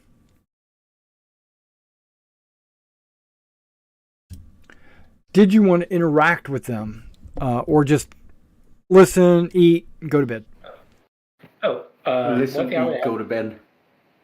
One thing I want to ask him is that I was like, would they be interested in helping me to construct like a protective wall around Calgaros, considering that with all of these recent monster attacks, I feel like it would be an extremely good idea for us to have some defensive measure, considering that Raxus feels like it's only a matter of time before these creatures and what have you from the underworld get bold enough to try and mount a frontal assault. Okay, and so you asked the table this, and one of the girls doesn't look at you. She looks at her sisters, and she says, "I knew I liked this one. He thinks strategically." But she's not answering you. She's talking to her sisters. All right. She goes, "Well, maybe he's right. Maybe we could, but there's so much area to cover. It would be over a year by the time we got any kind of real defense set up." And then one of the other girls says, "Well, maybe we can just build a smaller defensive position that maybe, like a keep or something." And then one of the other girls says, "Have you ever tried building a keep?" That's going to take like, oh, well. And then she goes, "Well, I guess we do have a bunch of people in town that could work on this. Because, we're not doing it." I am good with stonework. Yeah, one person would take probably 10 years to make a keep. So you're going to need help. A really good keep, 10 years for one person? That's actually pretty good. Yeah. Okay, so anything else? I see that you guys are... your trip from our camp to here has really hit you hard. I see that, your cat man, he had to go to bed early because, he was bleeding all over the floor. And then, the rest of you have got like minor bumps and bruises. We didn't do that to you, so I don't know. Oh, you did far worse to me. But they look at each other and they're like, And then one of them says, "I think that's an innuendo. Maybe you got to his heart." Was that an offhanded? Are you trying to flirt with me? That's what one of the girls says. Well, I think we got to his heart, and then like the hole on my chest, on my armor, that's like a different color because I patched it. I'm gonna go to bed. Okay. So you like leave that alone and move off? Yes. Okay. What about the rest? Are all the Amazons like awkwardly all just at the same table? Yeah, they're they all don't just... mingle with other people in the town.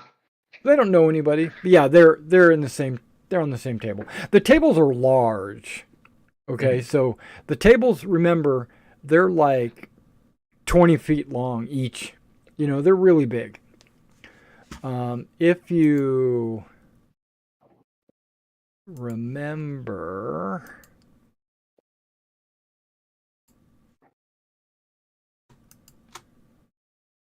they're big. Yeah, and so they're at one of the tables. Okay. There's not all the Amazons aren't here. Just a group, maybe about 10 of them. Okay. If you were to guess, There's probably a grand total of about 30 Amazons total. Do I see, is Eclipe here for dinner? No. Okay. Really, there's nobody else of note. These are just like some farmers, some what do you call them? Layabouts. There's just some people in here. The only thing of note is the innkeeper, his staff, you, and the Amazons.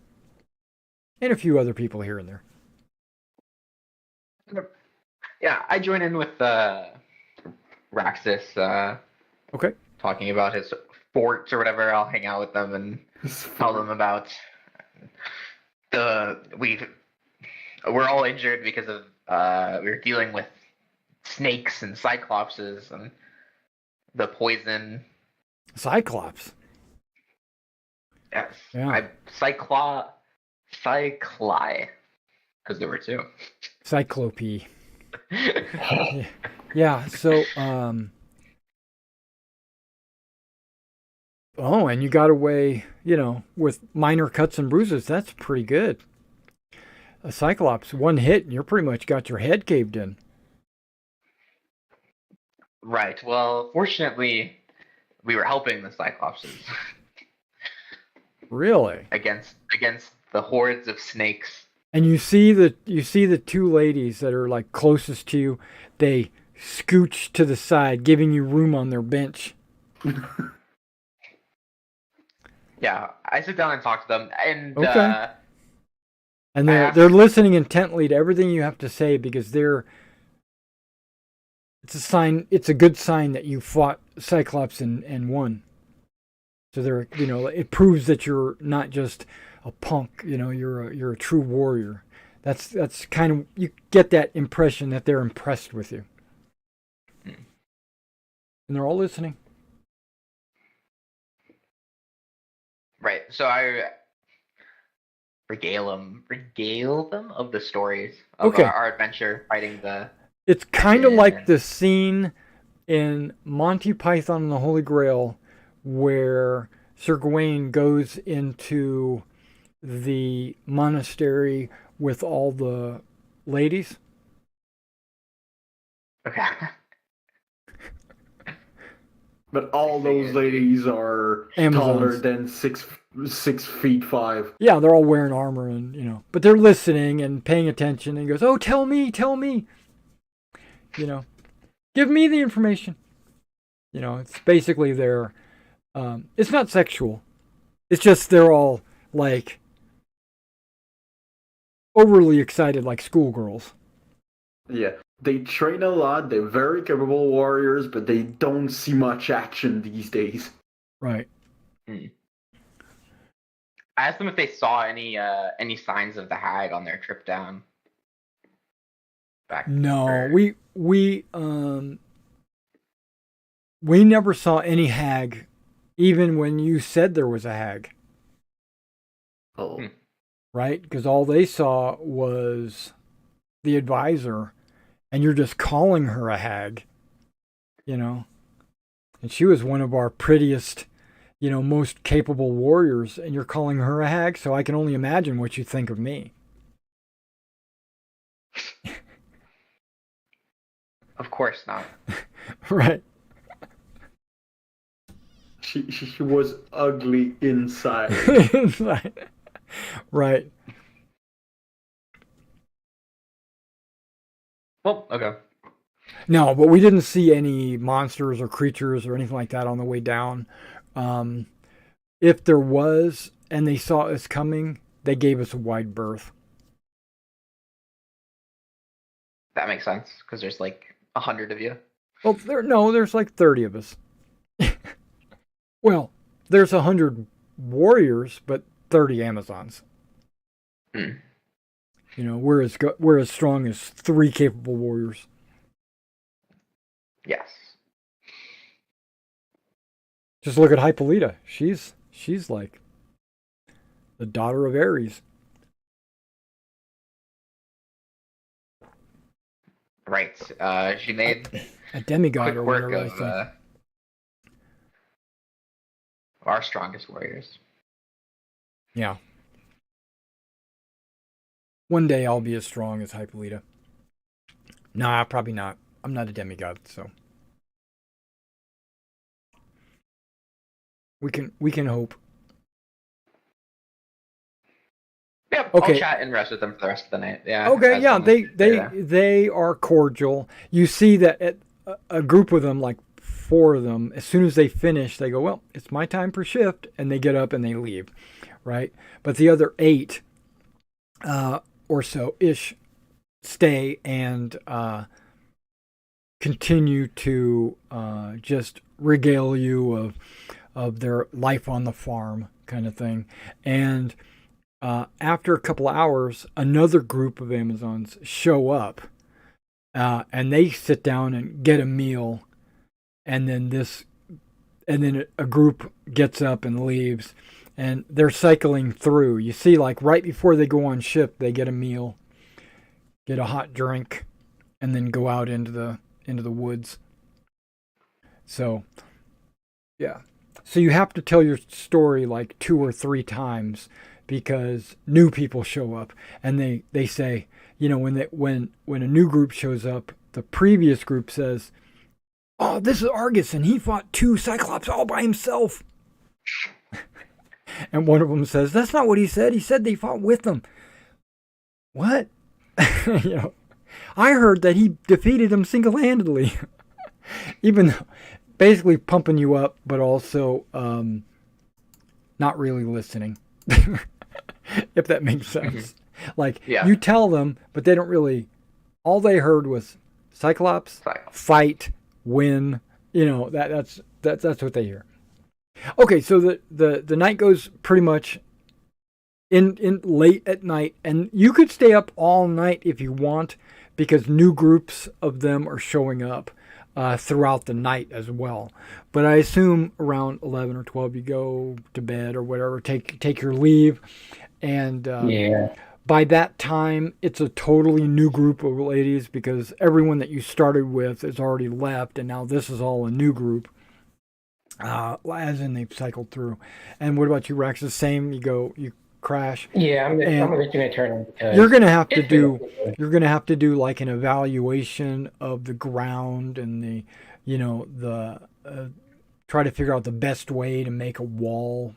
Maybe wood might be a faster way, like a wooden palisade or barricade or something, or maybe a smaller area just as a defensive stronghold or whatever might be the best thing to do. And that's how they like a watchtower.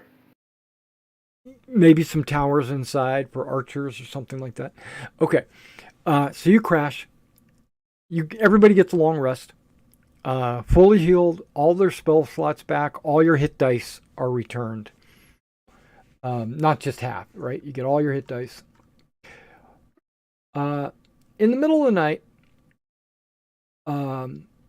Zermetes, you get a vision.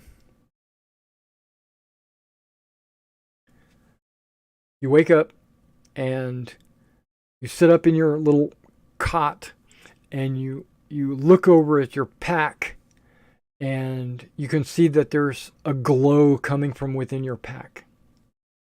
Time to eat the apple. Probably. Yeah, I'm investigating. Okay, so you go over, you open it up, and you can see that the apple isn't just glowing. It is glowing, but it's not just glowing. When you look down, it's like going... Doom, doom, doom. It's not like a heart. Think of like a balloon that's rapidly inflating and deflating, but only a very small amount, like maybe a millimeter.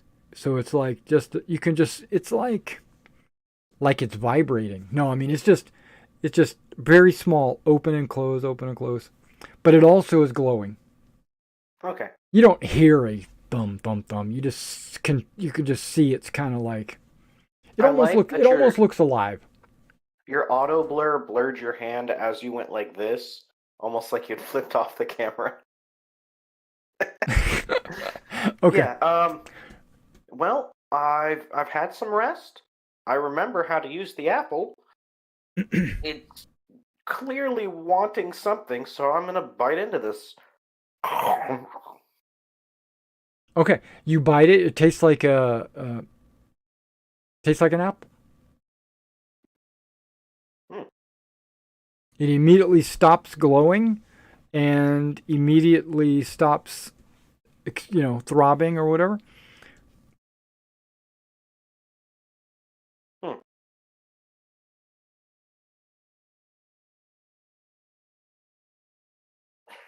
Okay. I'll finish the apple and go back to bed. And then you wake up. Oh. I'm gonna go check my bag for the apple. Okay, so you go over to your bag, feeling fully rested, like you've had a good night's sleep. You go over to the bag, you open it up, and your apple is just sitting there. I'm gonna eat Looks it like again. looks like a real apple, a little bit more golden than a normal golden apple, a little bit of glitter. It's not throbbing, it's not glowing, nothing like that. It's just an apple. I am going to eat it. Okay, it's good breakfast. Yeah. So, you eat it and immediately pass out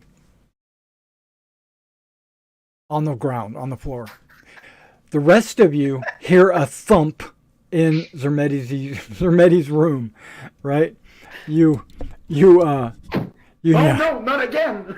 you hear I'm hear someone hit the floor.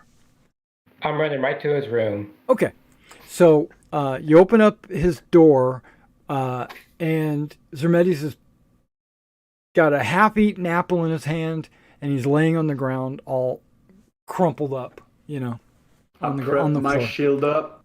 Yep. Can I check him to see if he's like conscious? Yeah, at all? absolutely. You go up there and do a medicine check on him. All right, let's do it. I would like to say, in the last campaign, I was a satyr bard, and I didn't cause anywhere near as many problems as the Your medicine check? 16? Yes, he is breathing.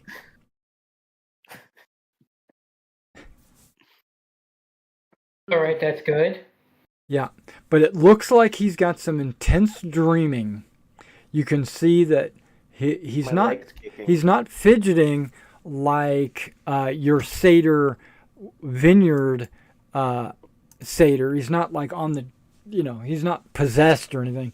But you could tell that he's got some intense dreaming. His head's moving around, and he's got a little bit of a,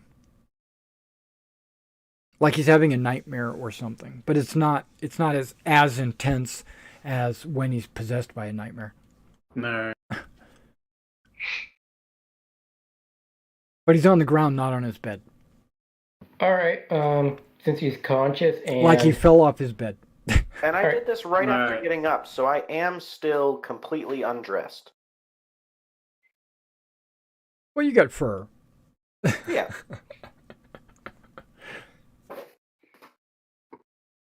well, I'm going. And to there's put no him up on morning his- wood or anything like that. Okay.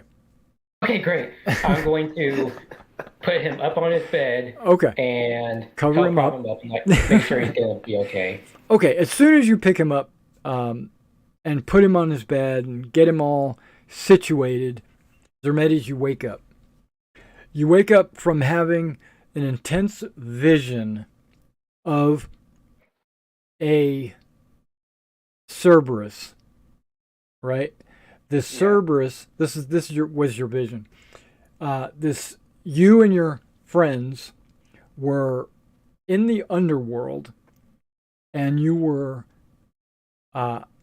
fighting. You went it like the dream starts with you in the underworld with the Cerberus, and it's this massive dog-like creature with a scorpion tail. Okay, hang on.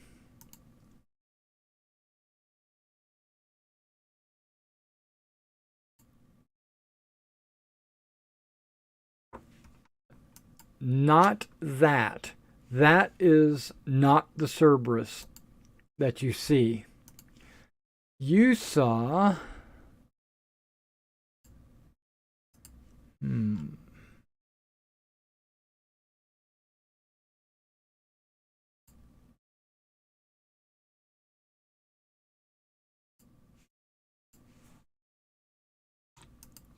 That.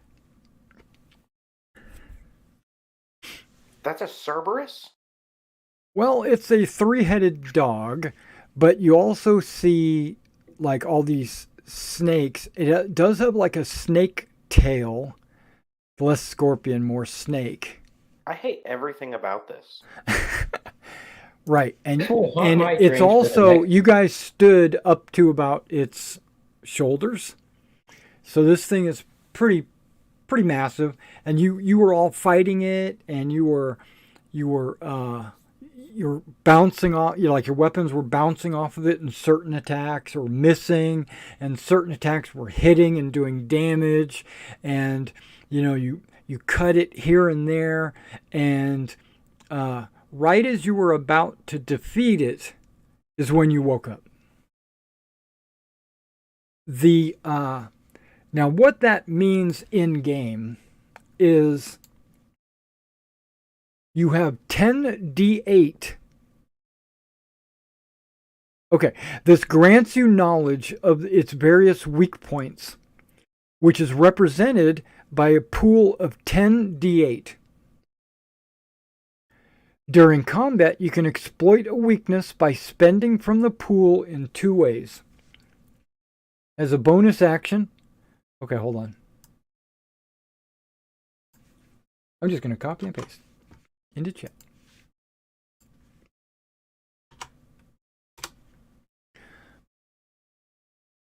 Yeah, as a bonus action on your turn, you can focus your attack on a weak point, granting a bonus d8 to either your attack or damage roll. Okay, or when an ally you see makes an attack, you can spend a reaction to call out an instruction on how or where to attack, granting them the die. So, like on your turn, you can use a bonus action, and then on their turn, you can use your reaction, right? So, giving you a d8 to attack or damage roll. Not both. Okay. Is this only Zermetes because he ate the apple? Yeah. Or Yeah. Only Zermetes he has control over the 8 dice, or the 10, the 10d8. Wait, right? 10d8 pool of 10d8. Yeah. So yeah, only Zermetes because he ate the apple. He had the dream, the vision of this crazy looking Cerberus creature, which is not a normal Cerberus. I Good to know. I sit up, rubbing my head. Okay, there you'll God. notice that there are a couple of Amazons looking into the room, and they're both staring at Zermetes' groin. Are you kidding me again? And they're like, "What happened to him? I don't. He ate the golden apple. Everyone knows you don't eat the golden apple." What? Gallus, can you check my bag for the golden apple? It's in your hand still, probably. It's clutched. Oh. You've eaten almost all of it. Oh, that's not good.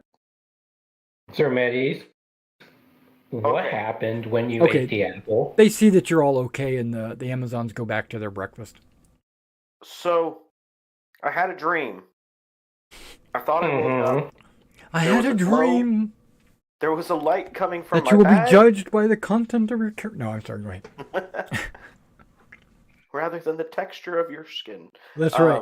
That's right. You non-furred. Yeah. Anyways, Not by the volume of your hair. L'Oreal, because Zermetes is worth it. Right. I thought I woke up. There was a golden light coming from my bag. So I went to look, and it was the apple. And it was like pulsing. And I remembered, eat the apple, gain wisdom, or prophecy, or You'll something. gain knowledge that you need, not the knowledge you want. Yeah, I've heard it both ways. Yeah. So I tried to eat the apple, and as soon as I bit it, I woke up in bed. So I went to look, and the apple was back in my bag. So I picked it up, and I bit it. For a second time.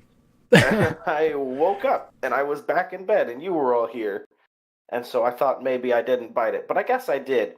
Which means this next part is concerning. Because before I woke up in bed the third time, I had another dream.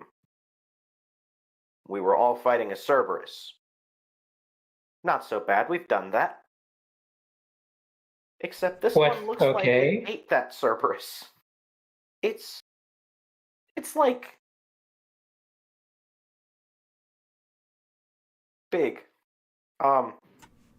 Big. How big are we talking? Well, like you're the size of. Should we be concerned? Yeah. If you were to put it, if you were to say small, medium, or large, it's huge. Gargantuan, maybe. No, it's huge. It's huge. Okay. Yeah, it's huge. Same size as the Giants. And see, there was a problem with this one. We've seen Terabai, and they have fur. Yeah. This one was like a Medusa. It had snakes. And I'm sorry, it had. It had snakes. What now? Hair. What? Wait. No. If I had that How dream does first, that even... If I had that dream first, I would say it was because of the snakes, but I had it after I actually ate the apple, which means it's real. And we were fighting it. Now, I did get a good look at us fighting it, and I could probably tell you guys a couple good places to hit, or when it's about to bite your legs off. Sounds like everything we ever fought put into one. Yeah, and I'm willing to bet that this is the actual Cerberus, and in order to close these gates like we're supposed to, we're gonna have to kill it? Or at least beat it up, assert dominance. I did not see us kill it. I will tell you that. The prophecy did not include us killing it. Okay, let me cut you off real quick. Game, you guys all leveled up. Yeah. So you guys can go ahead and level up now because you just took your long rest. You just leveled up. Go ahead and do that before you continue this conversation. Or as you continue this conversation, people can be working on their leveling. I have 6 key points. And my movement speed went up, and I can heal myself. Yeah. That's good. I can heal myself once a day. Well, you fought a manticore at the very beginning of this campaign. Oh! My unarmed strikes are magical. You fought a Medusa.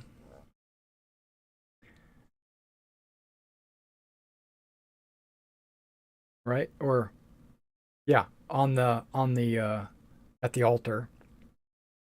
A Gorgon. Yes.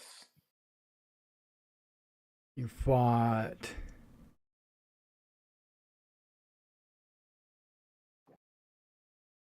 No, you didn't actually fight the Sphinx, but yeah.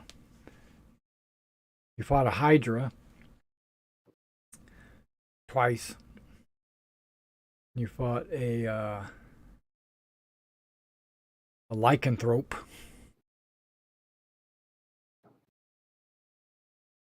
A boar, which really wasn't a monster, that was just a disease that you were fighting. And then the Ettercaps. You fought a hind, but that was only because you were trying to capture it and heal it. Yeah. List goes on. Okay, you guys are served with something called baklava. I don't know if you guys are. Oh, I love baklava. That's your breakfast. It's very high energy. It's honey, Like a dessert? and it is mainly a dessert. But he's serving it as breakfast to everybody because it's a good breakfast item. I only know the word because of the song in Aladdin. There's a food truck over here by Food Lion that sells like Greek food, and they sell that. It's pretty good. Oh, really? It's crunchy. It's like a very thin, crunchy pastry with syrup in between the layers and little bits of nut. Right. sweet.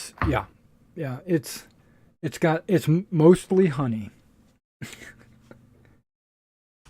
Yeah. Yeah, my wife has made it a few times. Oh, okay. Yeah, there's a food truck out here. They do like gyros and baklava. Yeah, I was going to give you an image of what what it looks like here. This is perfect. It's a perfect image.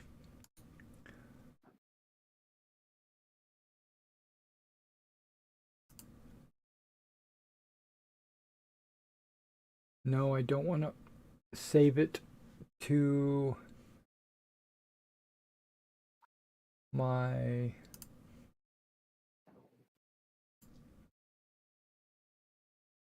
This will be a good spot to save it.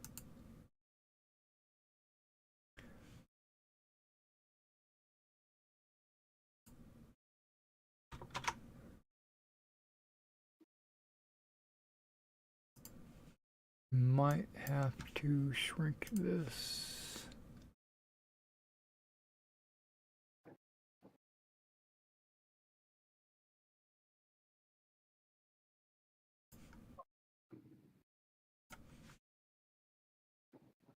Roll 20, where are you at? Right there, perfect. It's uploading.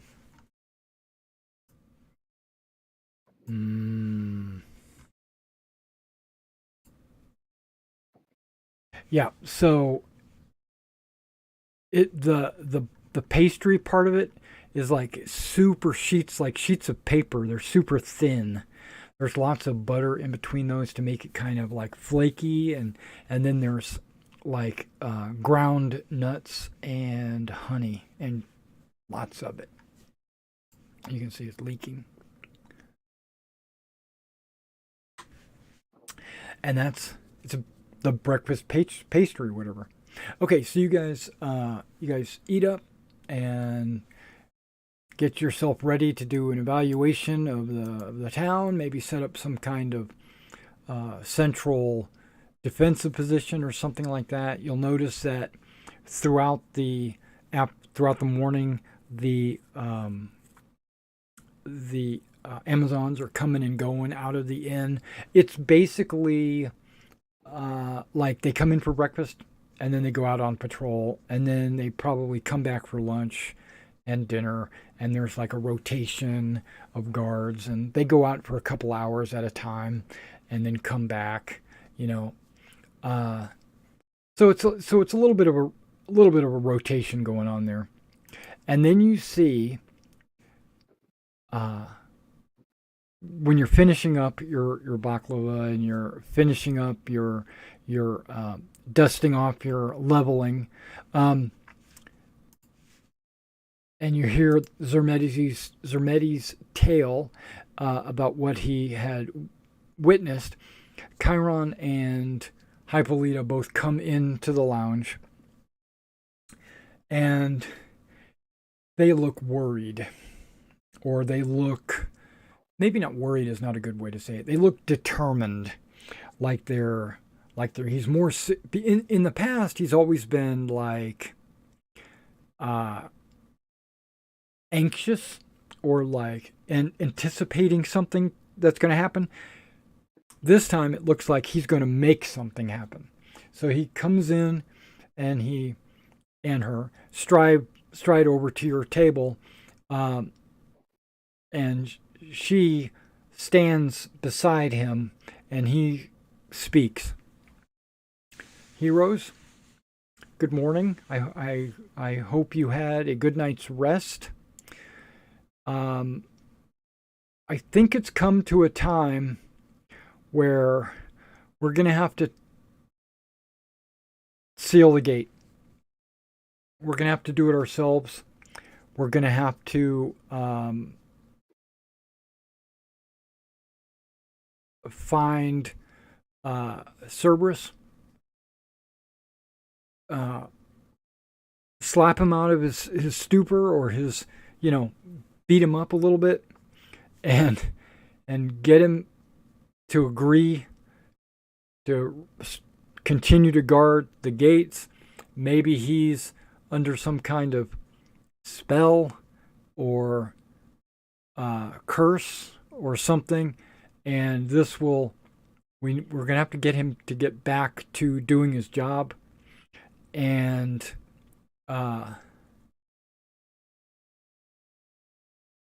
we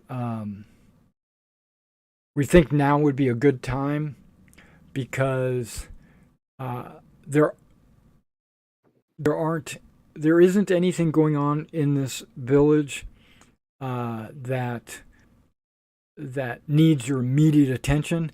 So this is a good gap in the storm, the eye of the storm, where you have this opportunity to go take care of it. If we wait any longer, more creatures might come out and into the area, and who knows what will come out next, right?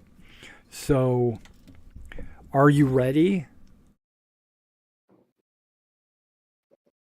This is our best chance to go after Cerberus. I say we might as well take it now before he unleashes anything else worse, considering that. I've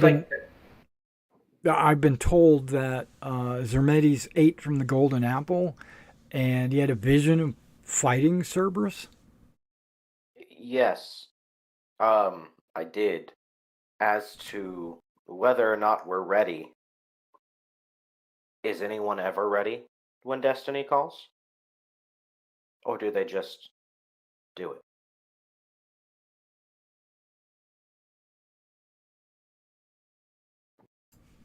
I say we do it. Zermetes does have a point. This seems like a now or never moment. And I say we do it now before things get worse, as before we know it, Titans will just start popping up everywhere at this rate. Right. Yeah, who knows what the next creature is that might come out. It might be something that we won't be able to handle. But also, since the Amazons have arrived last night and started protecting the village, this will give you an opportunity to leave the village area without worrying about what happens to the village. We don't really have any warriors in town to fight off any incursions of from the underworld. But since Hippolyta is here with her Amazons, we should be safe while you go and deal with Cerberus itself.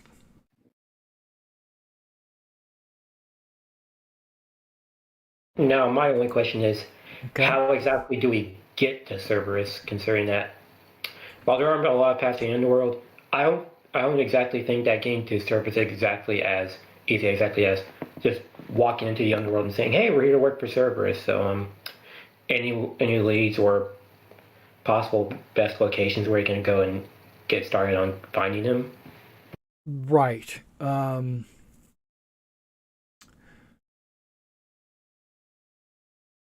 There is an entrance into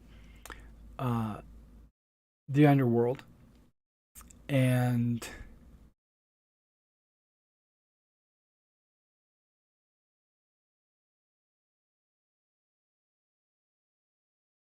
there basically is there are numbers of caves that lead to the underworld, right? There's an unlimited number. I don't know where they all are, but I do know where one of them is, And I suspect that once you get into the underworld, it will just be a little bit of an investigation to find out where the Cerberus is.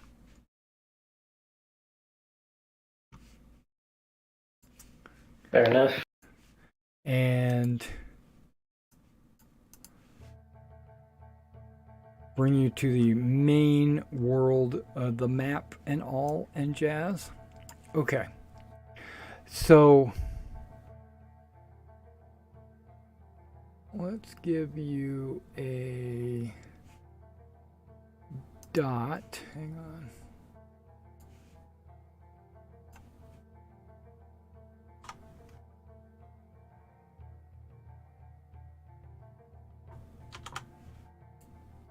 Okay, that's good.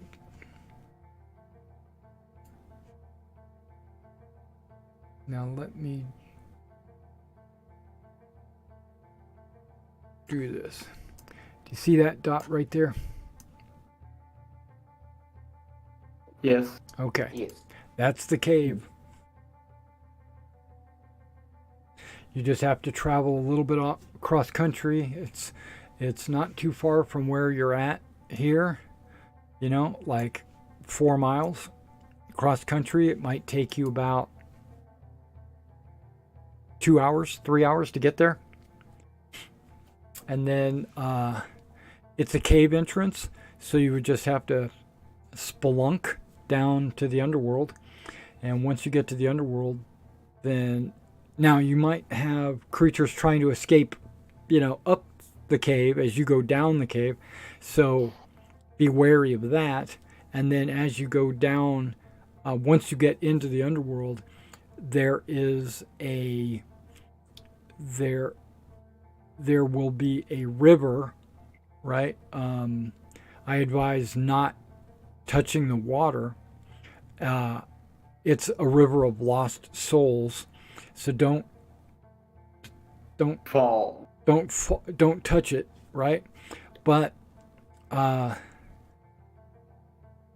there is normally a boatman somewhere in there that could take you across the river to get to the gates of Hades. And when you get onto the other side, that is where I would suspect Cerberus to be, because that's normally where he's at. He's watching the gates. And then from there, you can look around. So you might want to bring a gold coin or two to get across the to get the ferryman to take you where you belong. I don't know how much it's going to cost. I haven't been myself. But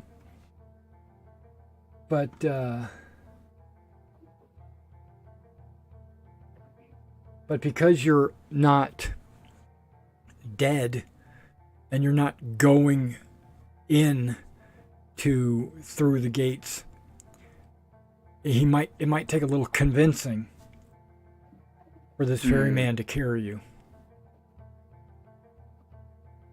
But because normally he only carries dead so that they can enter Hades. Now, how do the people escape without using the ferryman? I don't know. Maybe they convinced him to carry him back out. I don't know. So make your final preparations, and I wish you luck. And don't worry about our village. Hippolyta is here with her warriors. They'll keep us safe if any additional creatures are to escape. And yeah, you guys are... I'm gonna grab my Orichalcum War Spear. This is the 11th hour. Grab my Orichalcum War Spear out of there because I feel like, hey, just in case something happens to my Boar Spear, endeavors have a backup. Right. So if you are carrying extra weight that you don't need to be carrying, you can always leave it here. It will be guarded. It will be protected. If you just take what you need, you don't want to be weighed down by too much. I heard that Hades is very... Things weigh more in Hades. So for the Like higher gravity or whatever you want to call it. Alright. So Zermetes, for this time, I have a gift for you. A gift? I open our chest and I give him the last Arcadian fire.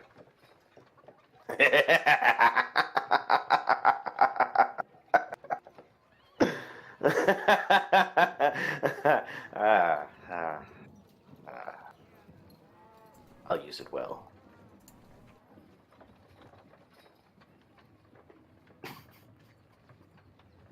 The last Arcadian fire. Is everybody ready? Or what do you guys want to do now that he's got his Arcadian fire? I'm good to go. I need to drop some stuff.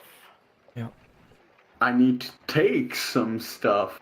Yeah, you don't want to be weighed down too much because death is very heavy. I know.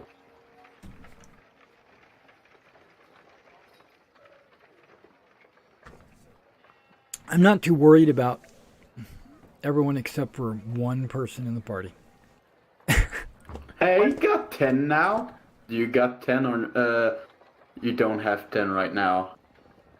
Argus? And what? Strength. No, yeah, I have Strength. 8 strength. Yeah, he's got 8. So he's looking at maybe carrying like too much. Don't forget, you do have a tablet of lightning bolts. That he cannot use because he's not a cleric. Oh. I thought he doesn't have to be a cleric. Anybody can read it. Right? I thought anybody that has spellcasting abilities can use it. If at all, now seems like the time to bring that. But it does weigh quite a bit. It's like 10 pounds, right? Yeah. Which is your entire encumbrance allotment.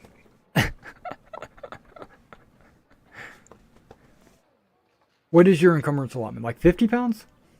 What is the number? It's like a multiplication on your strength, right? Yeah, it's in the rules probably. Let me find some rules. It's not extra. It's extra. No, it's not extra. Campaign, maybe. Rules. Encumbrance.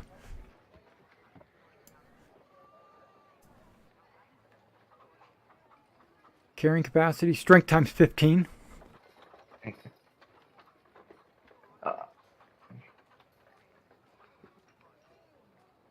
I can carry 120 pounds. How is that? Isn't that 8 times 15?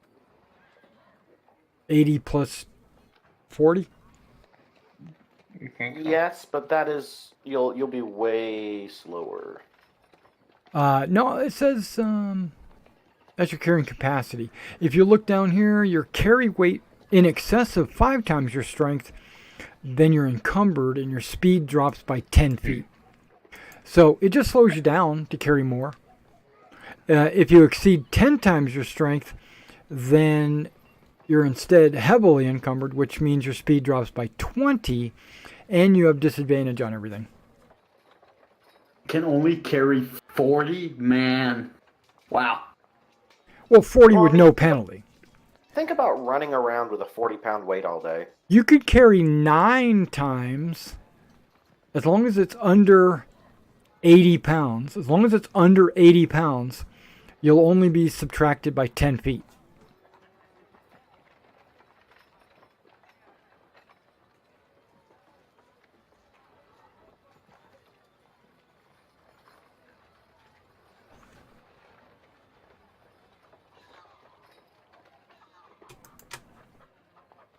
that picture. It's one of my favorite pictures of all time. The gumball machine. Okay. Tennis racket. Okay. I'm under, but if things become heavier, I will be slowed. Right. So right now you're under 40? Yeah. Okay. Okay. So are you guys heading out this morning? You're going to If delay? it's early, yeah. Yeah, you can go. I mean, you'll get there by lunch easily. Yeah. Hey, and no wandering monsters. Great. Okay, so you come upon a cave. You will see that this cave, looking into the cave, it's a fairly large cave. Okay, 40 feet tall, maybe 80 feet wide. It's like, you've seen these like giant, like entrances to cave network kind of caves. It's just like a big, like a dragon's cave. It's just huge opening. And there are no skulls laying around. There's no like dead bodies or anything like that. But it looks like it's desolate or barren in this immediate area. Like within 100 feet of this cave, there's like nothing alive. There's no plants, no bushes, no twigs, no little flowers growing or anything. There's nothing alive within about 100 yards of this cave.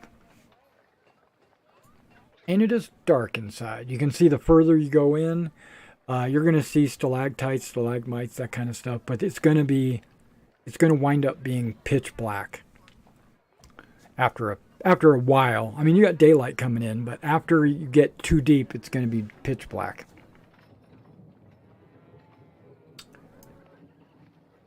Is there going to be any light source? Funny that you should mention daylight.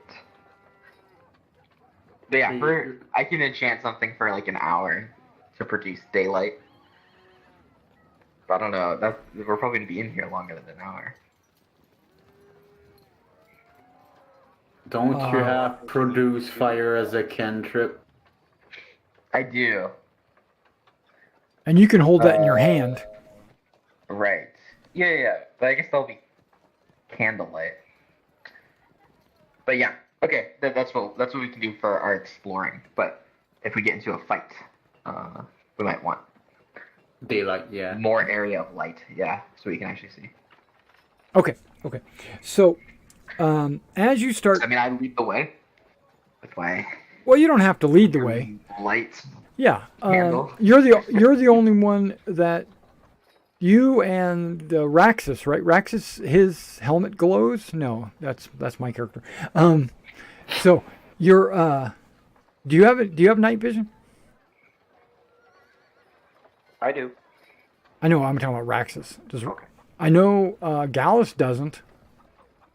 I'm a human. He's human as well. Raxus, do you have night vision? Yep, I have dark vision. Oh, okay.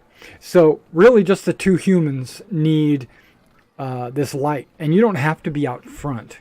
You're gonna let these night vision people explore a little bit ahead.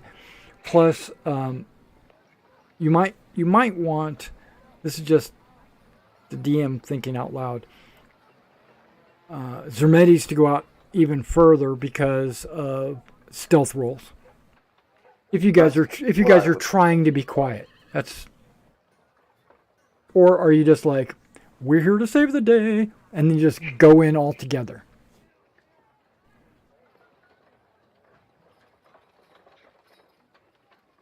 So, Zermetes, you were thinking that you were going to go out front?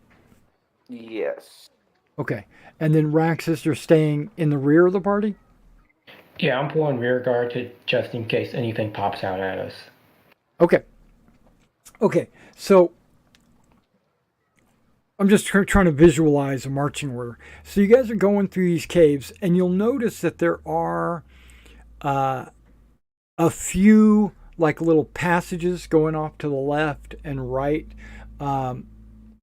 But as you go down, if you were to take either the left or right passage, which are a lot smaller, like maybe 20 by 20 instead of this big massive 40-foot cave, if you go down one of these side ones, you'll notice that they either go level or they go back up, right? And you can immediately tell, okay, this is probably not the right way. You go back to the main corridor and you start heading back down, right?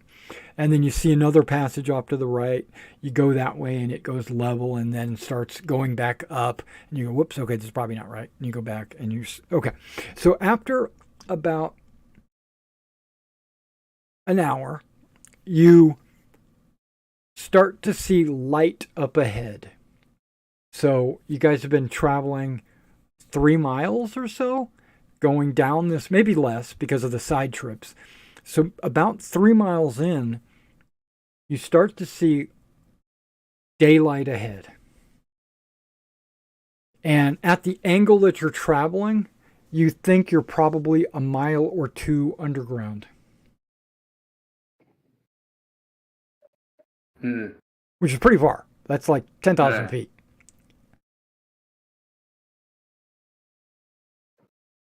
And nothing's gotten heavier. All right. Just yet.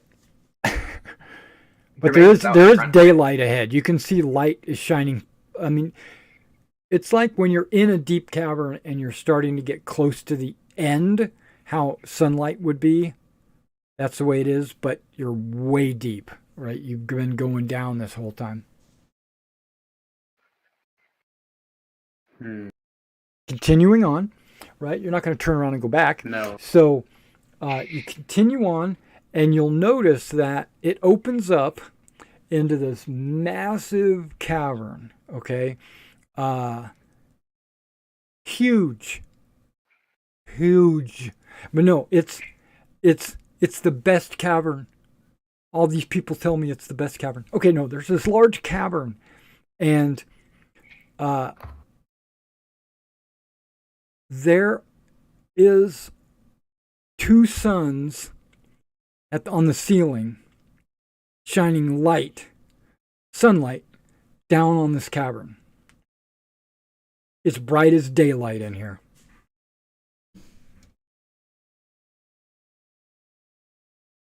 Looking around, just this is stuff you would see automatically. Kind of a blackened and blasted landscape gradually emerges ahead of you. Its vast wasteland swarms with legions of the dead. Some of you even recognize recently slain on your quest, easily picked out from their ghostly pallor against the dark rock. So basically, you can see people that you've just recently killed are amongst the dead, walking around. They appear to be just milling about. They're not, they got nothing better to do.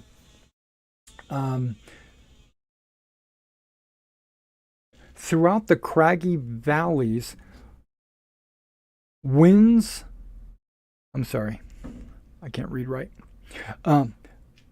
the craggy valley winds a fell waterway. The river Styx. And directly ahead, maybe a little bit off to the left, you can see a boat. Okay, you can't really make much else out because it's so far away. But there is a boat. It looks like there's a robed or hooded figure standing beside the boat.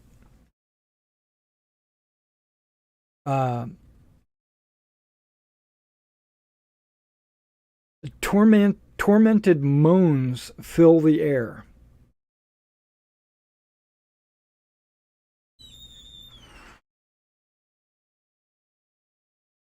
In the distance, you can hear hordes of muddled shrieking,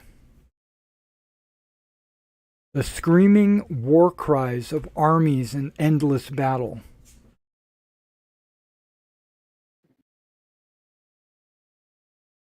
The finality of this awful place weighs upon you like 1,000 chains. and you are nearly compelled to join in the howling of the condemned. Okay, these chains that are weighing you down weigh nothing. It's just It's depression. It's just metaphor. Yeah, it's just like, oh my God, look at all these dead people. Yeah, exactly. It's depressing to see that if you die, you enter the endless battles. But yeah, your weight doesn't change. No encumbrance penalties. But you're still on this side of the river as well. I had these chains all my life. Yeah, so you're looking over this vast area, this big, massive. There's valleys, so there's not like the Grand Canyon, but it's the river runs through, and in some areas there's walls, in some areas there's just hills, in other areas it's flat. So it's kind of like uneven terrain throughout this entire place, and there is a river that runs through it. And everyone knows that's the river Styx. The shortest distance in this river is 50 feet. The shortest width. It gets wider in some areas, like 100 feet, and then it shrinks to some areas to 50 feet. And it looks like this boat is in one of those 50-foot areas.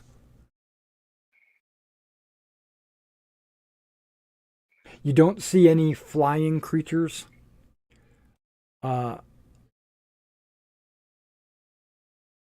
Yeah, like dragons or manticores or anything like that. You don't see anything flying around. Nothing flying in there. Nothing fancy. Right. What would you like to do? Advance to the fairman. I mean, we haven't encountered resistance so far. Nope. No resistance. Okay, and you don't need your light anymore because you can clearly see everything with this sunlight coming down.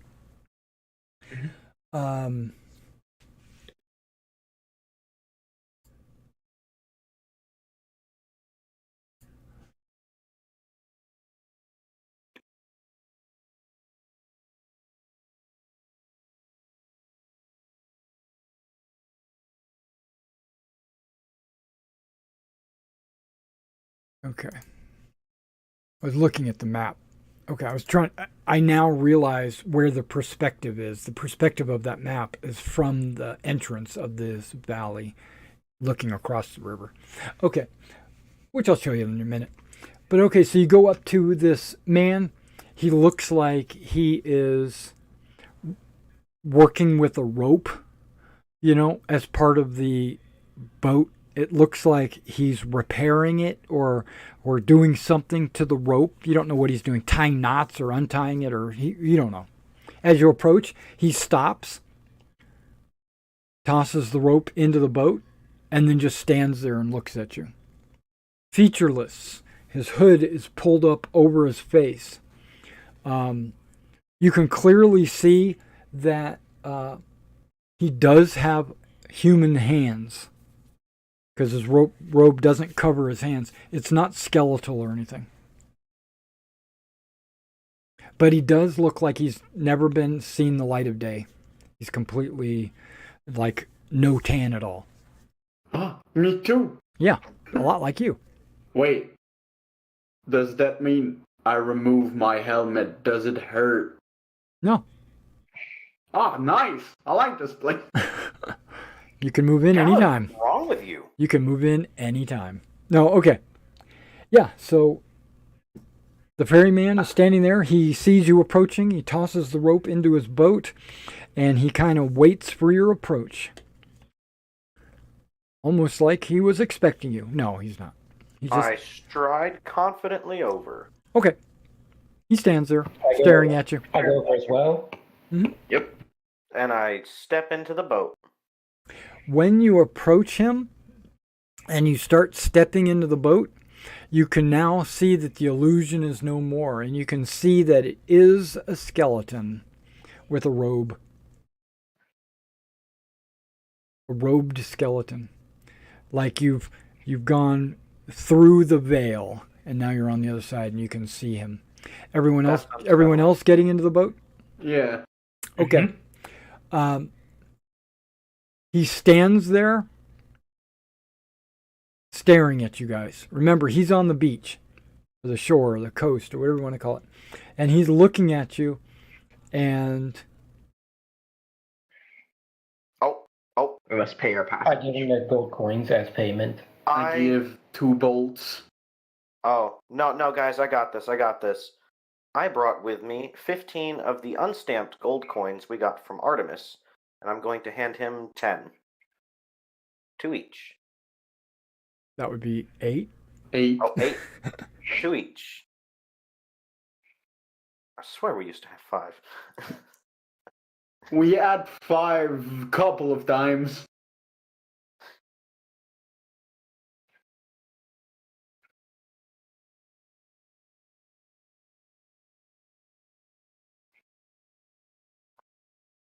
Okay, so you hand him these coins. He takes them into his skeletal hand, and he tucks them into a compartment in his robe. It's in his robe. Yeah.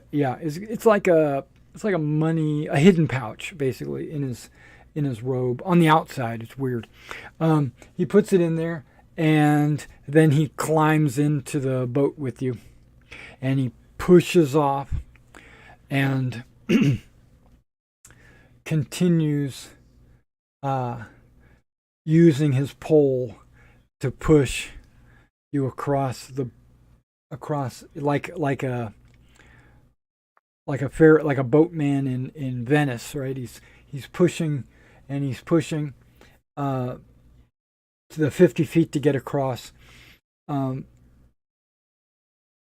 Anything you want to do while you are going across? Nope. I'm just gonna sit there silently and just come with peace with the fact that I am in hell. Not yet. You're in the path to hell. Okay, so I would like to gaze deep into the water as we row across. Okay. The anger and wrath of destroyed souls flow through the waterway. They sense your life and reach out to grasp your existence.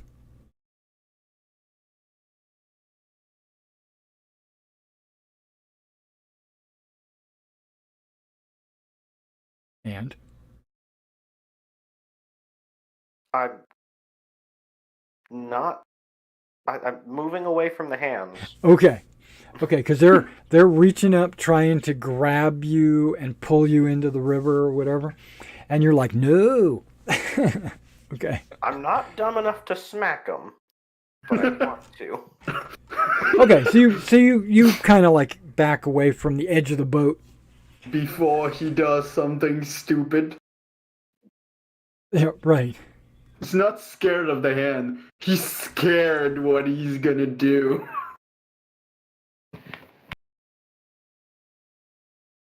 That's ready. Who else but Zermides? It's Zermid.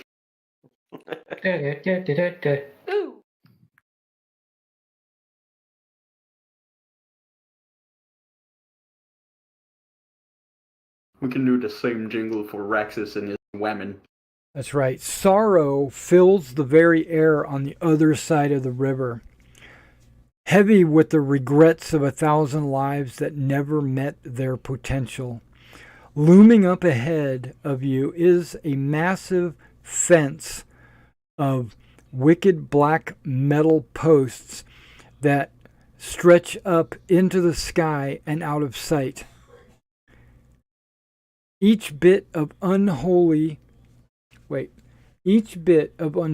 iron festooned with sharp barbs, grotesque teeth, and the flesh of those who tried to slip through the narrow grasps or gaps. So, people on the other side tried to escape through the fence and got tore up by all the little barbs and stuff on the fence. Strewn all about the ground on either side are corpses aplenty. Mostly humanoids, but a few monstrous cadavers as well. Mercilessly bruised, ripped apart, and clearly the result of a great deal of suffering. Leaping and dashing around them is a flowing, shadowy hulk of Cerberus, the guardian of this place. Erratic in his supernatural fast movements, and obviously in the grips of a savage mania. Okay, it says, I love how it says this here. Once you cross the river, it's little effort to find Cerberus. Obviously, he's like right there in front of you. He's guarding the gate. He's gonna be there. The three-headed hound is howling and jumping about the gates to the underworld, ripping apart incoming souls as monstrous creatures dash out of confinement and rush toward the mortal realm. When you see him, however, its corpse does not lie still, and instead wait.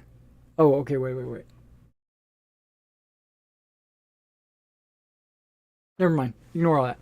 Okay. Yeah, so he's basically jumping around. If a soul tries to squeeze through the gate or make it through the gate somehow, he lashes out at him. Not because it's his job. It's just because he's got this frenzy about him. Okay? Or you don't know. Maybe this is what he normally does. Okay, so I'm going to bring you to a map. Okay. I don't know how much of this you can see. You can't see any of it right now, probably. But let me see what the dynamic lighting looks like. Okay, perfect. I didn't give any dynamic lighting. That's actually good. Because I want you to be able to see the top of the map. Because it's like a perspective. Okay, I'm going to copy you on to this map where the ferryman dropped you off. It's taking a second for all of you to zoom in. Okay, there we go. So once the ferryman drops you off, he immediately uses his pole and his boat to go back to the other side to await the next soul. All right, so you guys should be able to see the map now, right? Yeah. Okay, so if you scroll up all the way to the top, above where it says the river Styx, imagine this is a perspective of what you saw, or it's a cutaway looking in from the living side of the river, looking across the water to where all the dead bodies are, or where the dead people are. You can see these little ghosts walking around and stuff. And there are these two like sunlight things on the horizon up there, providing you enough light to see everything. And then it shows the world above with the little Greek buildings. I thought that was kind of a nice touch. All right. What does that say? The Great Dean. The Great Dean of Peas. Okay. Maybe he's the guy that made the map. Okay. So there you are. Can you see the Cerberus creature? No. Okay. No. Okay. Well, you might be on the wrong layer. Boop. There he is. Yes. Yeah, he's right there. And you can see how large he is. You can see he's got multiple heads. He does have a tail. There's a little rock outcropping right here. This goes to the roof, okay, like a support column for the roof. This is just a rock. And of course, this is the river. Now, this little area here, where you can see the kind of off-colored, that's actually water. It's probably a foot or so deep, okay? But you don't see any souls or any spirits in this water. It actually just looks like water. But once you get out here, you got souls swimming around in the deep water. And as soon as you see him, and he sees you moving about on his side of the fence, this straight line right here is the gate. We go to initiative. Do we want to? What? All I heard was, do we want... Okay, I must not have attached him to a Cerberus creature. That doesn't sound right. Or it changed. I tap Gallus and Raxus. That's what I was talking about. That shit. Alright. Oh, I was saying that, are we going to do the fight now or later, considering that it's 10 my time? We can get... I think you can beat... I think you can beat it in less than 40 minutes. I mean, All right, I just one wanted to know, creature. It's just one creature. Yeah. Yeah. Alright, I just want to know if it was going to be like a No, that was massive fight. No, I appreciate that. That was a good call. I want to make sure that I updated the Cerberus correctly. It looks like I did. So let me make sure it pulls the right one. Yeah, okay, perfect. Let me... Fixing a couple of things.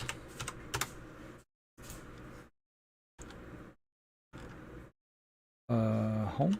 Yep. No! Okay, I clicked on the wrong thing.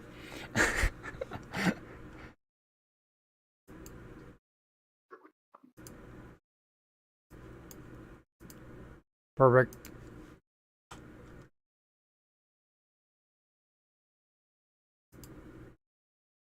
Save. There we go. Okay, now I should be able to roll initiative for him. Boop. There we go. Okay. So let's go to descending. Do you got your... And still, you're not overweight. Nothing is weighing you down extra. Yeah, it looks like Cerberus is going to go first. Is everybody prepared for this? No. No, but Just when let me know. Destiny knocks, Just let me I know when you're cancel. ready. Hey, I'm as good as we're going to get, so let's do it. It's like in... I am the great Zermetes. I am always ready. Is it like in ASDF movies? You ready to die? No, then I'll come back later. You hear Okay. you hear a little growling coming from it, like row, roar, right? And then it goes. How fast can I move?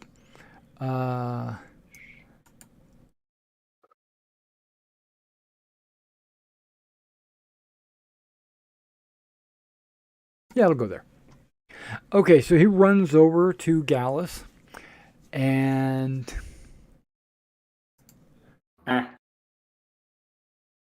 it looks like everyone in your party is in range. So, first thing he's going to do is tail attack Raxus.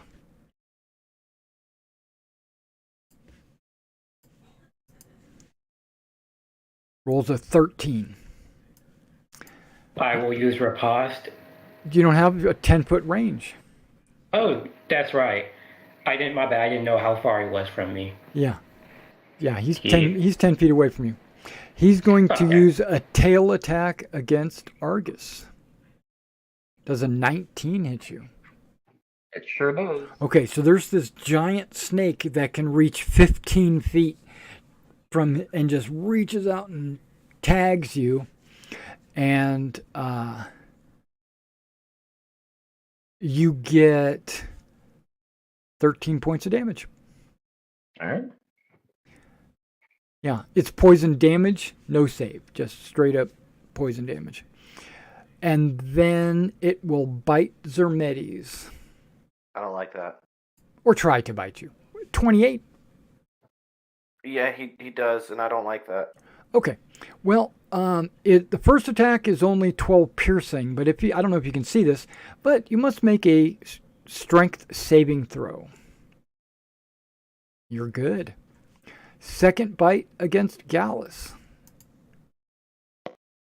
15, does that hit you? No. Okay. So its third bite is because he's got 3 heads, decides to go after Gallus. Well, it's a 22. Yes. So that's 11 damage. By the way, did you take your 7 damage, Zermetes? Yes. Or was it 12? It was 12. 12. I took Okay, my the 12. second one missed. I will have that. You can do that. Yeah. That's your reaction, right? Yes. Use your reaction to half the attack's damage. Okay. And you have to make a strength saving throw. Try to get a 19 like Zermetes. I am strong like the rock. That means I need to roll at least a 17. Okay. Well, let's see. Okay, you rolled a 16. You fail. So what does that mean? Well, you are knocked prone. That's all it means. He's just so big, that the weight of him, like, jumping on you knocked you down. Okay, I had to zoom in to make sure I can see everybody. All right, so that was it. He only made 5 attacks. And now we'll go to Zermetes. Excellent. He does look big. You remember from your fighting that he's got a weak spot, and his weak spot is everywhere on his body. Okay. He does have resistances. You just don't know what they all are. I'm gonna move 35 feet to over here. Okay, you can't go through this pillar. Yeah, you just walk through a wall. My bad. Yeah. Can I walk through him? He's pretty big. Yes, he would be considered difficult terrain. Okay. So that's You're like running under his legs. 5, 10, 15, Mm-hmm. 20, 25. Yep. 30, 35. Mm-hmm. 40. Correct. 45. Yeah, there you go. I win. But you didn't get there. Oh, wait. At my last level up, my speed went up 5. It is now 50. 50. Okay, you're just cheating now. No, it is. No, that's fine. You're good. You're 100% okay in my eyes. Okay. I run through the beast's legs. Yeah, he's And just weird. As I do, I activate my Cloak of Stars. Okay. So let's go ahead and give me a... Is that a bonus action? It's an action. Okay. So you make sure that you don't get struck. Correct. And then I will bonus action Hunter's Mark the Beast. Which is concentration, so boop. Okay. And now my... as I finish my preparations, I draw my spear. Yeah, and when I you stand run at the when you ready. run under it, one of its heads kind of tucks underneath and looks at you as you like run back there, and you can see there's this tail behind you, or behind it, looking at you with its own eyes. Yeah. Preparations done, I draw my spear and I stand at the ready for my next turn. Right. And you hold your reaction to give it to another player, right? Yes. The D8. Yes. Those 10d8 are only applicable to this creature, Yes. not I to like any future monsters or whatever that might. So don't. It's Save them. use it or lose it is what I'm saying. Of course. Okay, Raxus. This thing has a range of 15 feet All right. with its tail. Its bite is only at 10 feet. Yep, you can do that. And I'm within range of it to hit it, right? You are now, yes, absolutely. All right. Just wanted to double check. And I'm going to attack him with my Orichalcum Spear. Okay. He's probably not going to like this.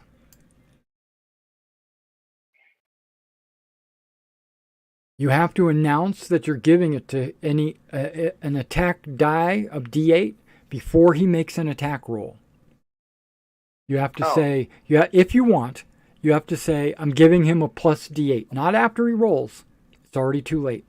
I was only. He would not get any damage. He would not get any damage bonus either. You have to apply it before he makes an attack roll. Okay. Okay, yeah, because it says makes an attack, not makes a hit. Okay. Okay, but he rolls. He rolls a 14 and misses. Does he not get advantage from me, or is he in the wrong spot? Yep. Okay. Gallus would get advantage. Okay. Yay. A 25 does hit. Raxus, you're in the wrong spot. For 12 damage. Yep, that's what it looks like.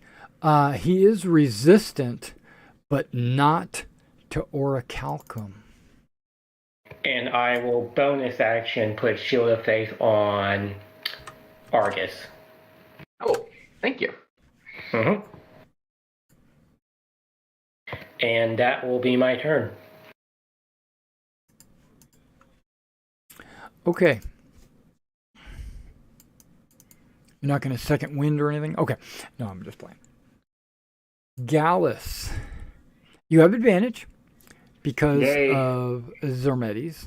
I'm giving Gallus a D8 to damage. Okay. Okay. He's using his reaction to Yes. pump up the volume. Okay, go ahead. I was gonna You stand still up have to. first. You still have to hit though. No, But you have- 25. there. But yeah, you have it, and don't forget to add a D8 to that. Yoink. Okay. Hey, you know, it's not bad. So 18. that would be 18. What kind of weapon are you using? Orichalcum as well. I'm going to track those dice like this, with the little target, because they're damage and hit stuffs. Sounds nine good. left. Yeah, that sounds good to me. How much are you losing? 18. Still a pretty sizable hit. Anything else? Did you want to move? No. No movement. No. Okay. Argus. Okay, so how does reach work with opportunity attacks? So if they have a 15-foot reach, does leaving that 15-foot like zone provoke opportunity attacks? Okay, the way I use opportunity attacks is not the way the rules use it. If you're in range and you move away from the creature. So if you take 5-foot step back, he gets an opportunity attack. Okay. Unless you're disengaging. If you keep the same range but move around him, there's no opportunity attacks. It's just that if you extend the range, like you're trying to get away, there's opportunity. Okay. He doesn't have to take it. He might be saving his reaction for something else. In that case, then that is good to know. I will start by using my action to cast Moonbeam as a level 3 Okay. on the middle of him. Really? I got you.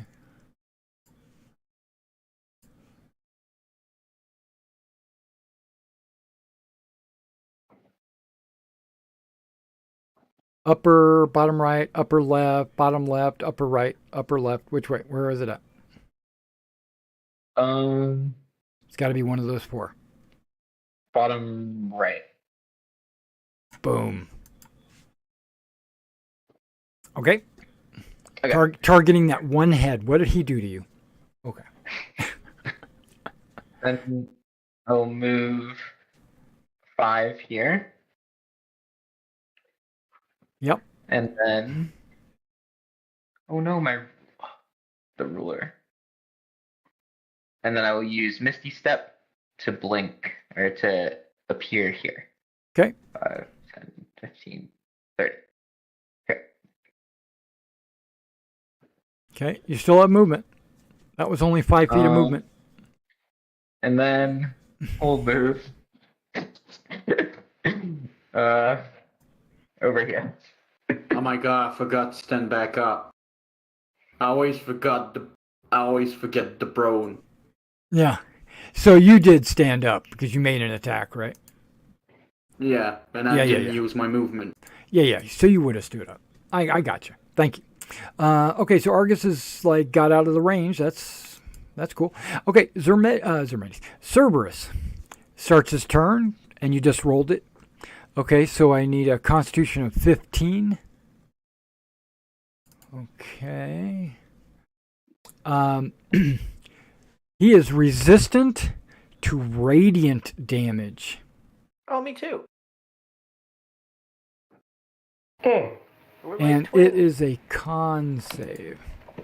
He rolls an 18 con. So he halves it for the he halves it for the save and halves it for the resistance. It takes 4. So instead of 16, he takes 4. It's still damage. It is 4 points. And he says, that tickles. No, he doesn't. He doesn't say anything. He just growls, pissed off. Okay, so we're going to go with 2 tail attacks to Zermetes with disadvantage. How about a 12? 12 misses. And a 23. 23 hits. So that's 14 damage. Yes. I hate the way that's set up. I agree, but too bad.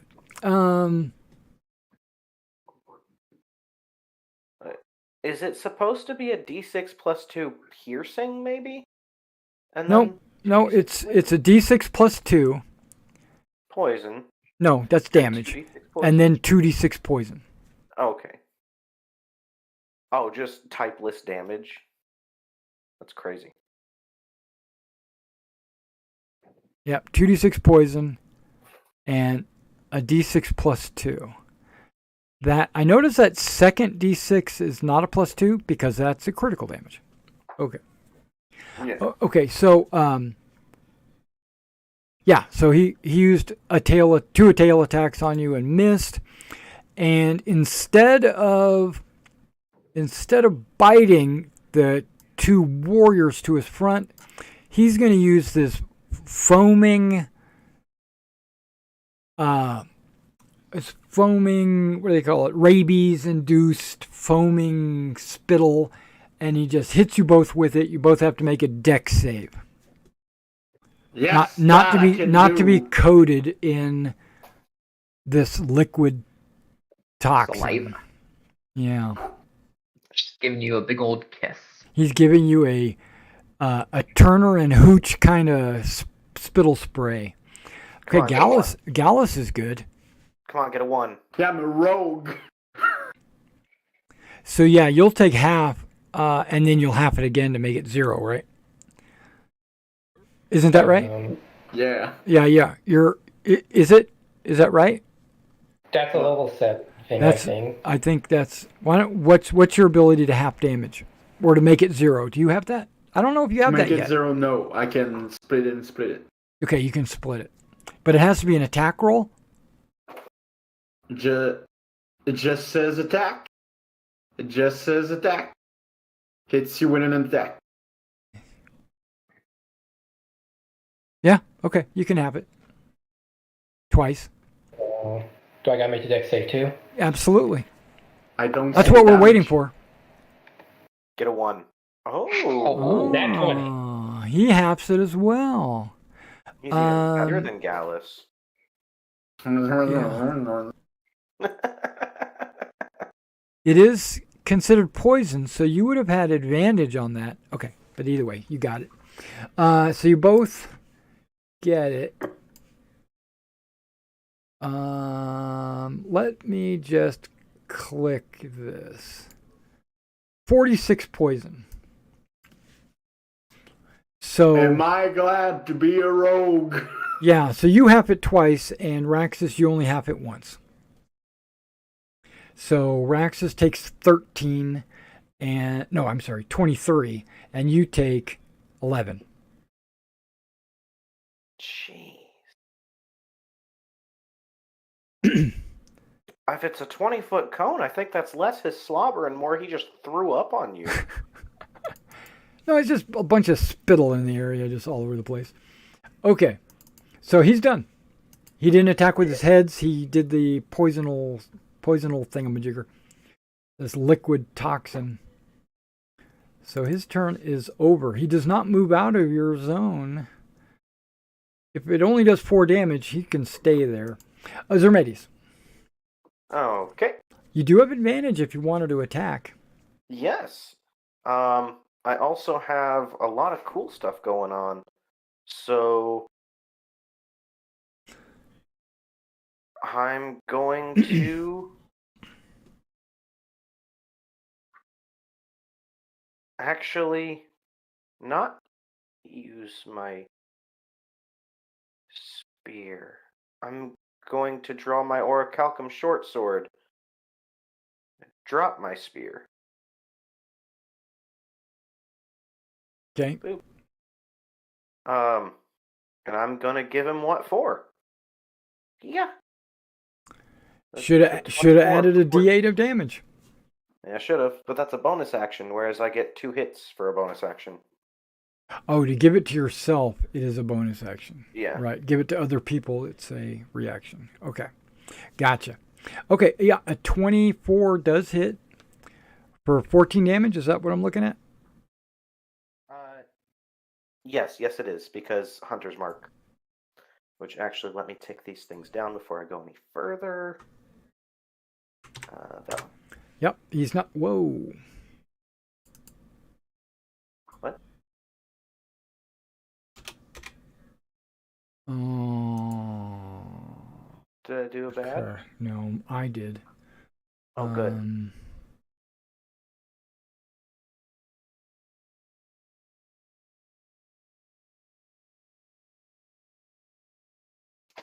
So doing math, how much damage have we done to this guy? 14 Total. plus 4 is 18. Plus 17 is 35. 12 makes 47. 47, it looks like. All orichalcum or radiant. Okay, 1,270. And what did you say the damage was? 47. 47. Now it's only 1,400.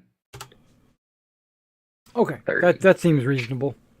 Still in the thousands. Okay. That was your sword. The first one. Yep, hold on. Blup, blup, blup, blup. That was one sword. So here's 2 sword. Ka-choo. 16. Misses. Darn. Okay. Well, I am absolutely spending a key point to Flurry of Blows him. Okay. Oh, I think I might have missed my chance. Hold on. Creature with a... Yeah, that one required a weapon attack. Oh well. Flurry of Blows to give him the kick in the back of the knee. 18? Oh yeah, advantage. Oh, that is a hit. And as of level 6... Is that 15 damage? No, it's 11. Okay. As of level 6, my unarmed strikes count as magical for overcoming resistance. If that matters. It might.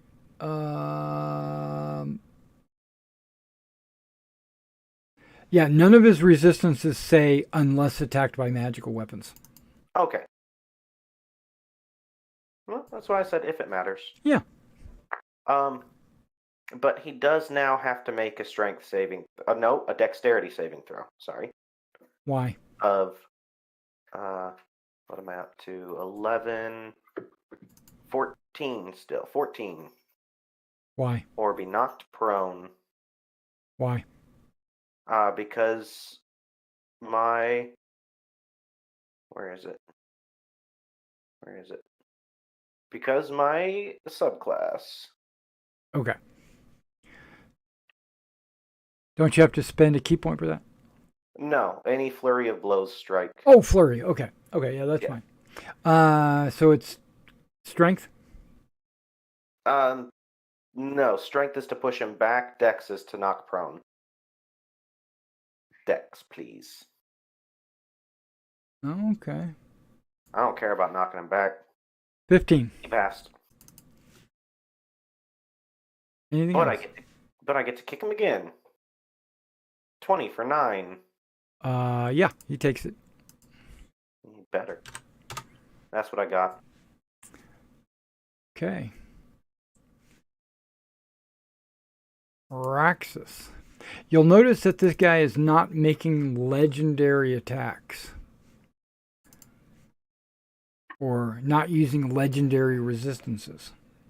That's All right. Just pointing it out.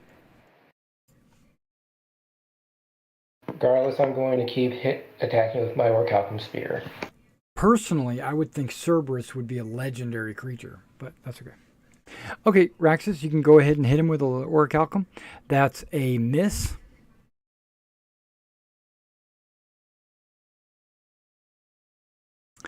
And that is also a miss, and no D8s are being added. No, that's a hit.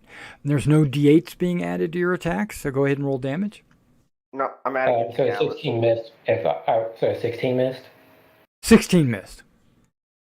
Okay. But the 23 did hit. For 11. I don't. I want to make that missing attack as well. So you have Okay. to make a DC 15 Wisdom save or be frightened of me. You're menacing him. Okay.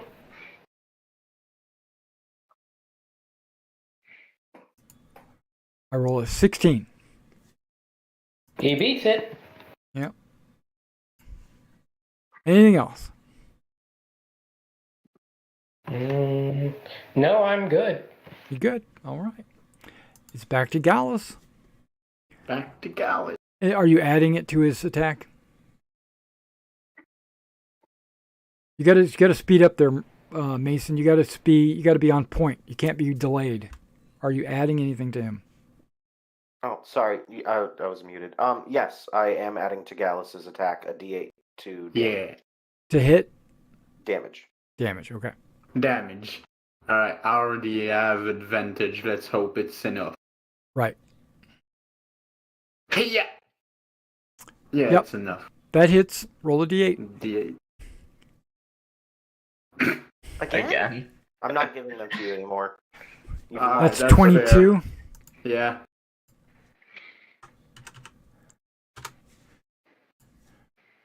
Anything else? No. Okay.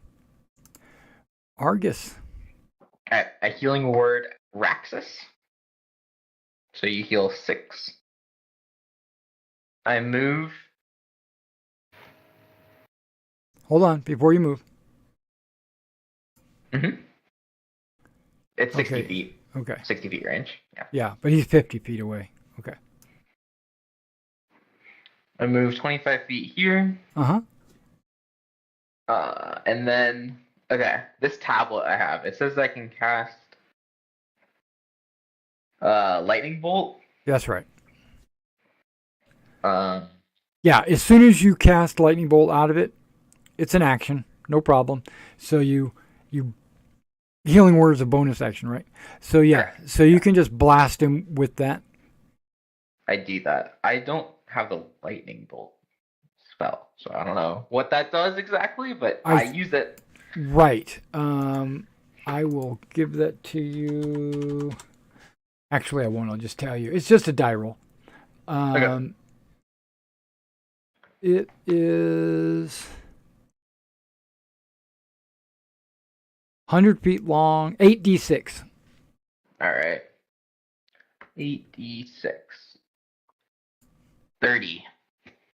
Okay, and what is your saving throw? It's a 15, right? Yes, spell save DC is 15. Okay. So he rolls a 19, so he'll take half damage. So he'll take 15. Yep, and he's not resistant to lightning. Okay. Cool. And then I'll move So you back. electrocute him. Zap! And that will be my turn. Yeah, because that lightning bolt went 100 feet, so it hit him and then probably the stone over here, and sparks flew everywhere.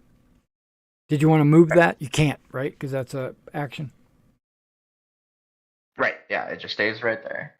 Okay. Cerberus, roll the hit because he's not moving, or he didn't move. He might be moving now, but...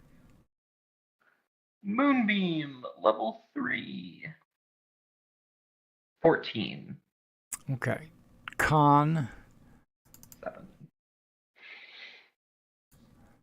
He rolls an 11. So he takes 7, because he's resistant. Correct.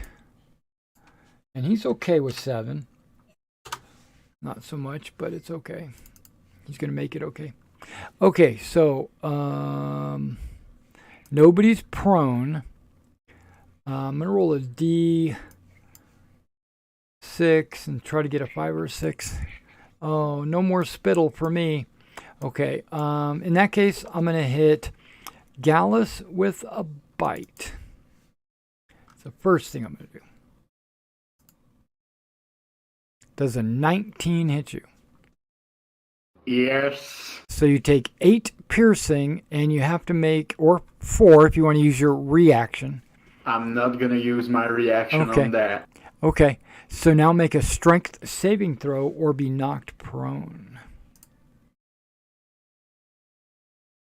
It's a pretty big boy, so you pass. Wow, I passed with a 1. Okay, Yay. so he will bite you again. Take 11 more piercing, unless you want to half it. Take half. Okay, so 5. And then a strength saving throw or be knocked prone. Darn. I'm probably a one-hit wonder. Yeah. Okay, so you're prone, and then he'll attack you with a tail with advantage. So a 24, and you take 12 damage. It's poison and the bite mixed in.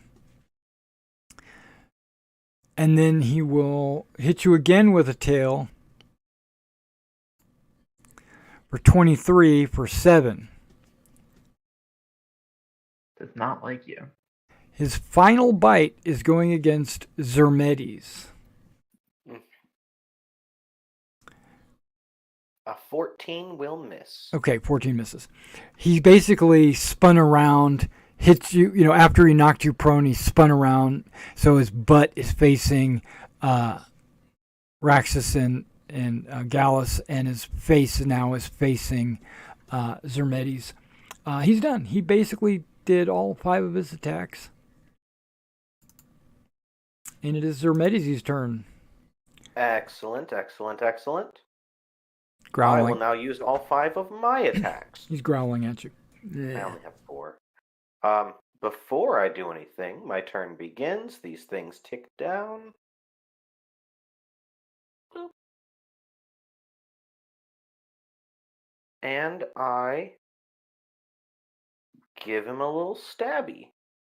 A little stabby stab. Do I still have advantage for Gallus even though he's prone? Yes, he's not incapacitated, so yes. Okay. I feel like I cannot Oh, yes, I can, because I can move through him for difficult terrain. I'm going to step and step to give Raxus advantage. Raxus hurts when he hits things. Okay. Then I'm going to stab him. Okay. So you're maneuvering in a way where it's going to be able to give Raxus advantage. Yes. Okay, go ahead. Plus, you get advantage. Yes. And I hit him. Yeah. I hit him very well. Hmm. What is that? 22. 22 damage. I stab him right in the butthole. Should have added a D8 because that would have been doubled. Yeah, but I gotta do that before I roll. That's right. So you said 28 damage? Yeah. Okay. And second verse, same as the first. He's actually under 1,000 now. 12. I miss. You miss. Okay. I forgot to do my stunning strike again. Oh well. Key point. Flurry of blows. Punch in the face for 10. And he's got to make a dex save again. Trying to knock a four-legged creature to the ground. You know? 20. You never know. Right. And then a 22 for 9. Yep, that actually hits. Oh my god. Yeah. If you only knew. Anything else? No, I'm pretty satisfied with my performance.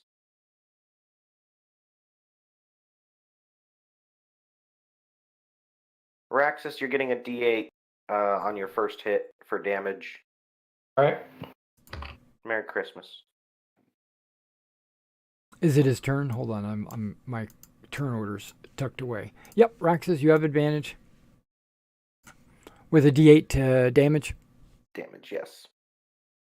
Seems the most effective use.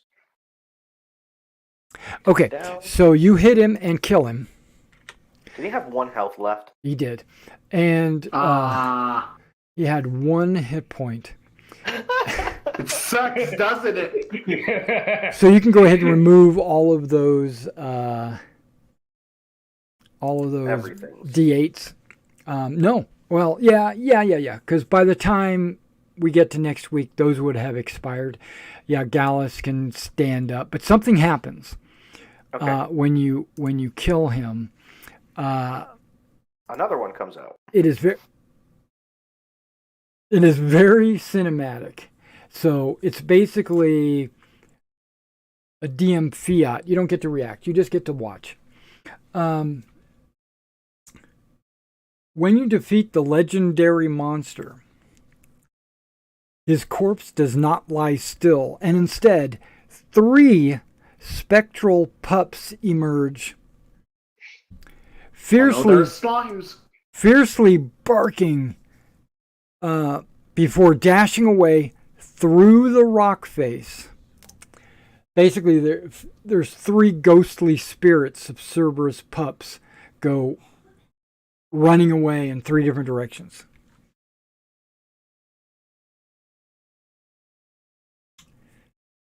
And next week, we'll resolve what you do about that.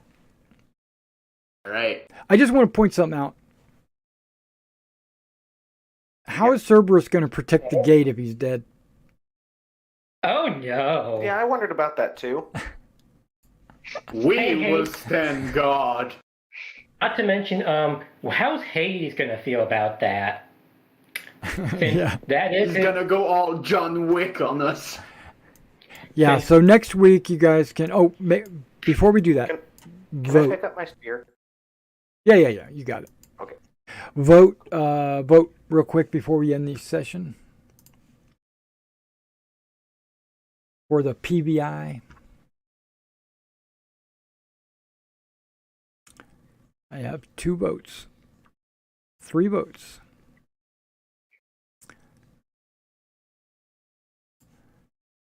I have 3 votes.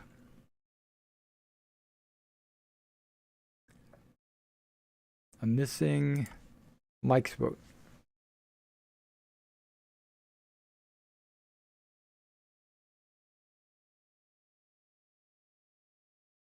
Here we go.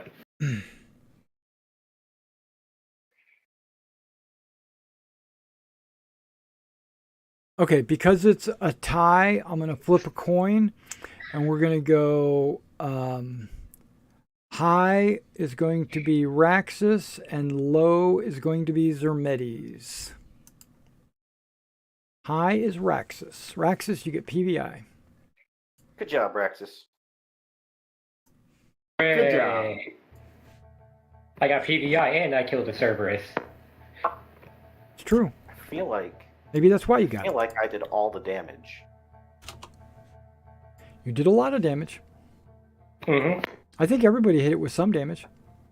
Yeah. Yeah. Oh, did our work. All right, Oh, so just FYI, I do anticipate next week being the last game Okay. because you have 3 pups that need to be dealt with. Depending on how you go about it, it might be 2 sessions, but I suspect you can get it all done in 1 session. But we'll see. All right. Yeah. So it's real close to the end. All right, guys. I didn't think we'd get to the end this fast. Yeah. Yeah. And you guys are what, level 6? Yeah. Yep. Yeah. It's pretty good. I honestly, I wanted to run this campaign longer. I wanted to go up to at least level 12, maybe further, but I had a change in thought, and I've decided to move on from D&D. I'm going to move on to another game system, and I want to do it, and I just want to, finish this module, which is the Cerberus module, and then move on. So, Hey, it's all good. yeah, which is the 12 labors, and this is actually the 12th labor, so you guys are there. Regardless of whether or not, I just want to say, y'all have been awesome to play with. Yeah, I you agree. too. I agree. I've had fun with all of you guys. I Good love group. you guys, but I already have 7 games. Turning down to 6 is gonna be good for my mental health. That's And that. Like I said, yeah, that's good. I don't want to run 2 games at the same time either, so I get you. Oh, I only Okay. run 2. I play 5 others. and also, that's too much. in a couple weeks is going to be my birthday. Oh, Oh, nice. Yay! all right. So good birthday present. Your death. No, I'm just kidding.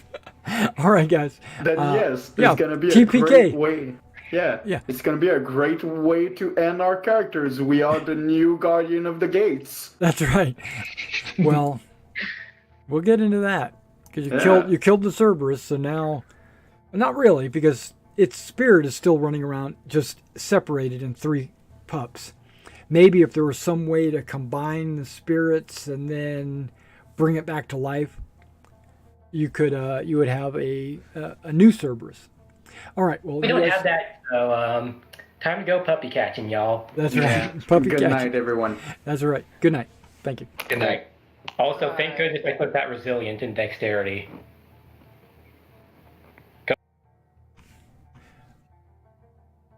All right, guys. Thanks for coming out and watching this campaign. We do have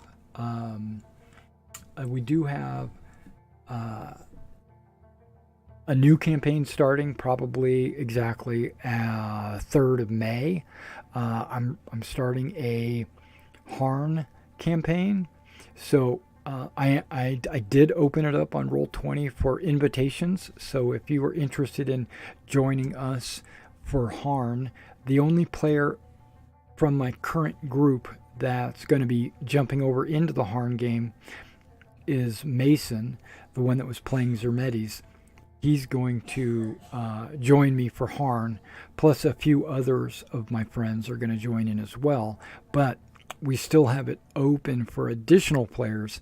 If you've never played Harn, Harn Master, Harn World, if you've never played any of those, that's perfectly fine because none of them have played either. So it's going to be new for everybody.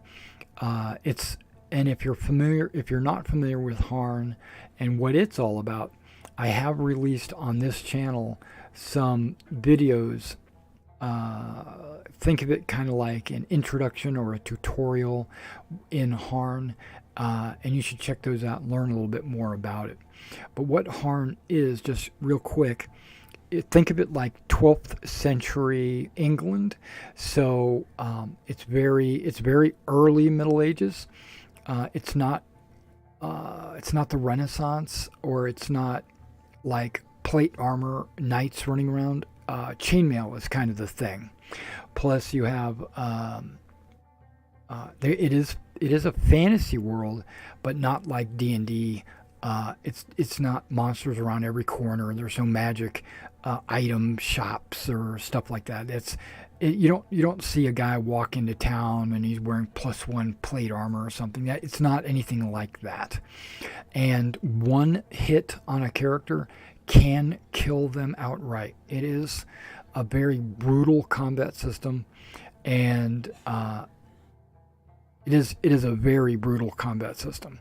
So it makes jumping into a fight meaningful, unlike D&D, where you can just jump in, get knocked out, get brought back by the cleric who drops you a healing word or something like that. That doesn't exist.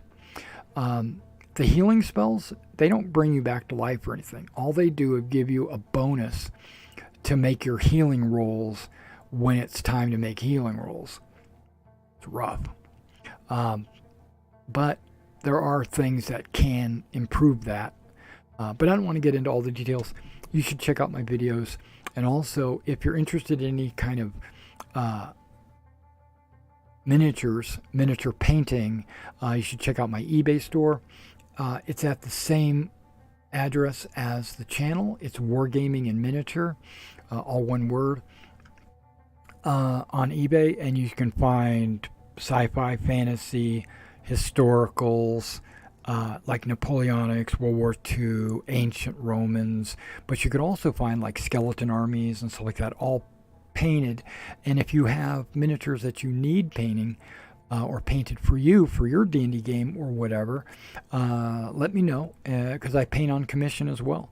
And I'm probably, I honestly do believe that I'm the most reasonably painted commission painter out there. So I strive myself to be better than everyone else, quality and price. So you should check that out. All right, I'll catch you next week for maybe the end of this campaign.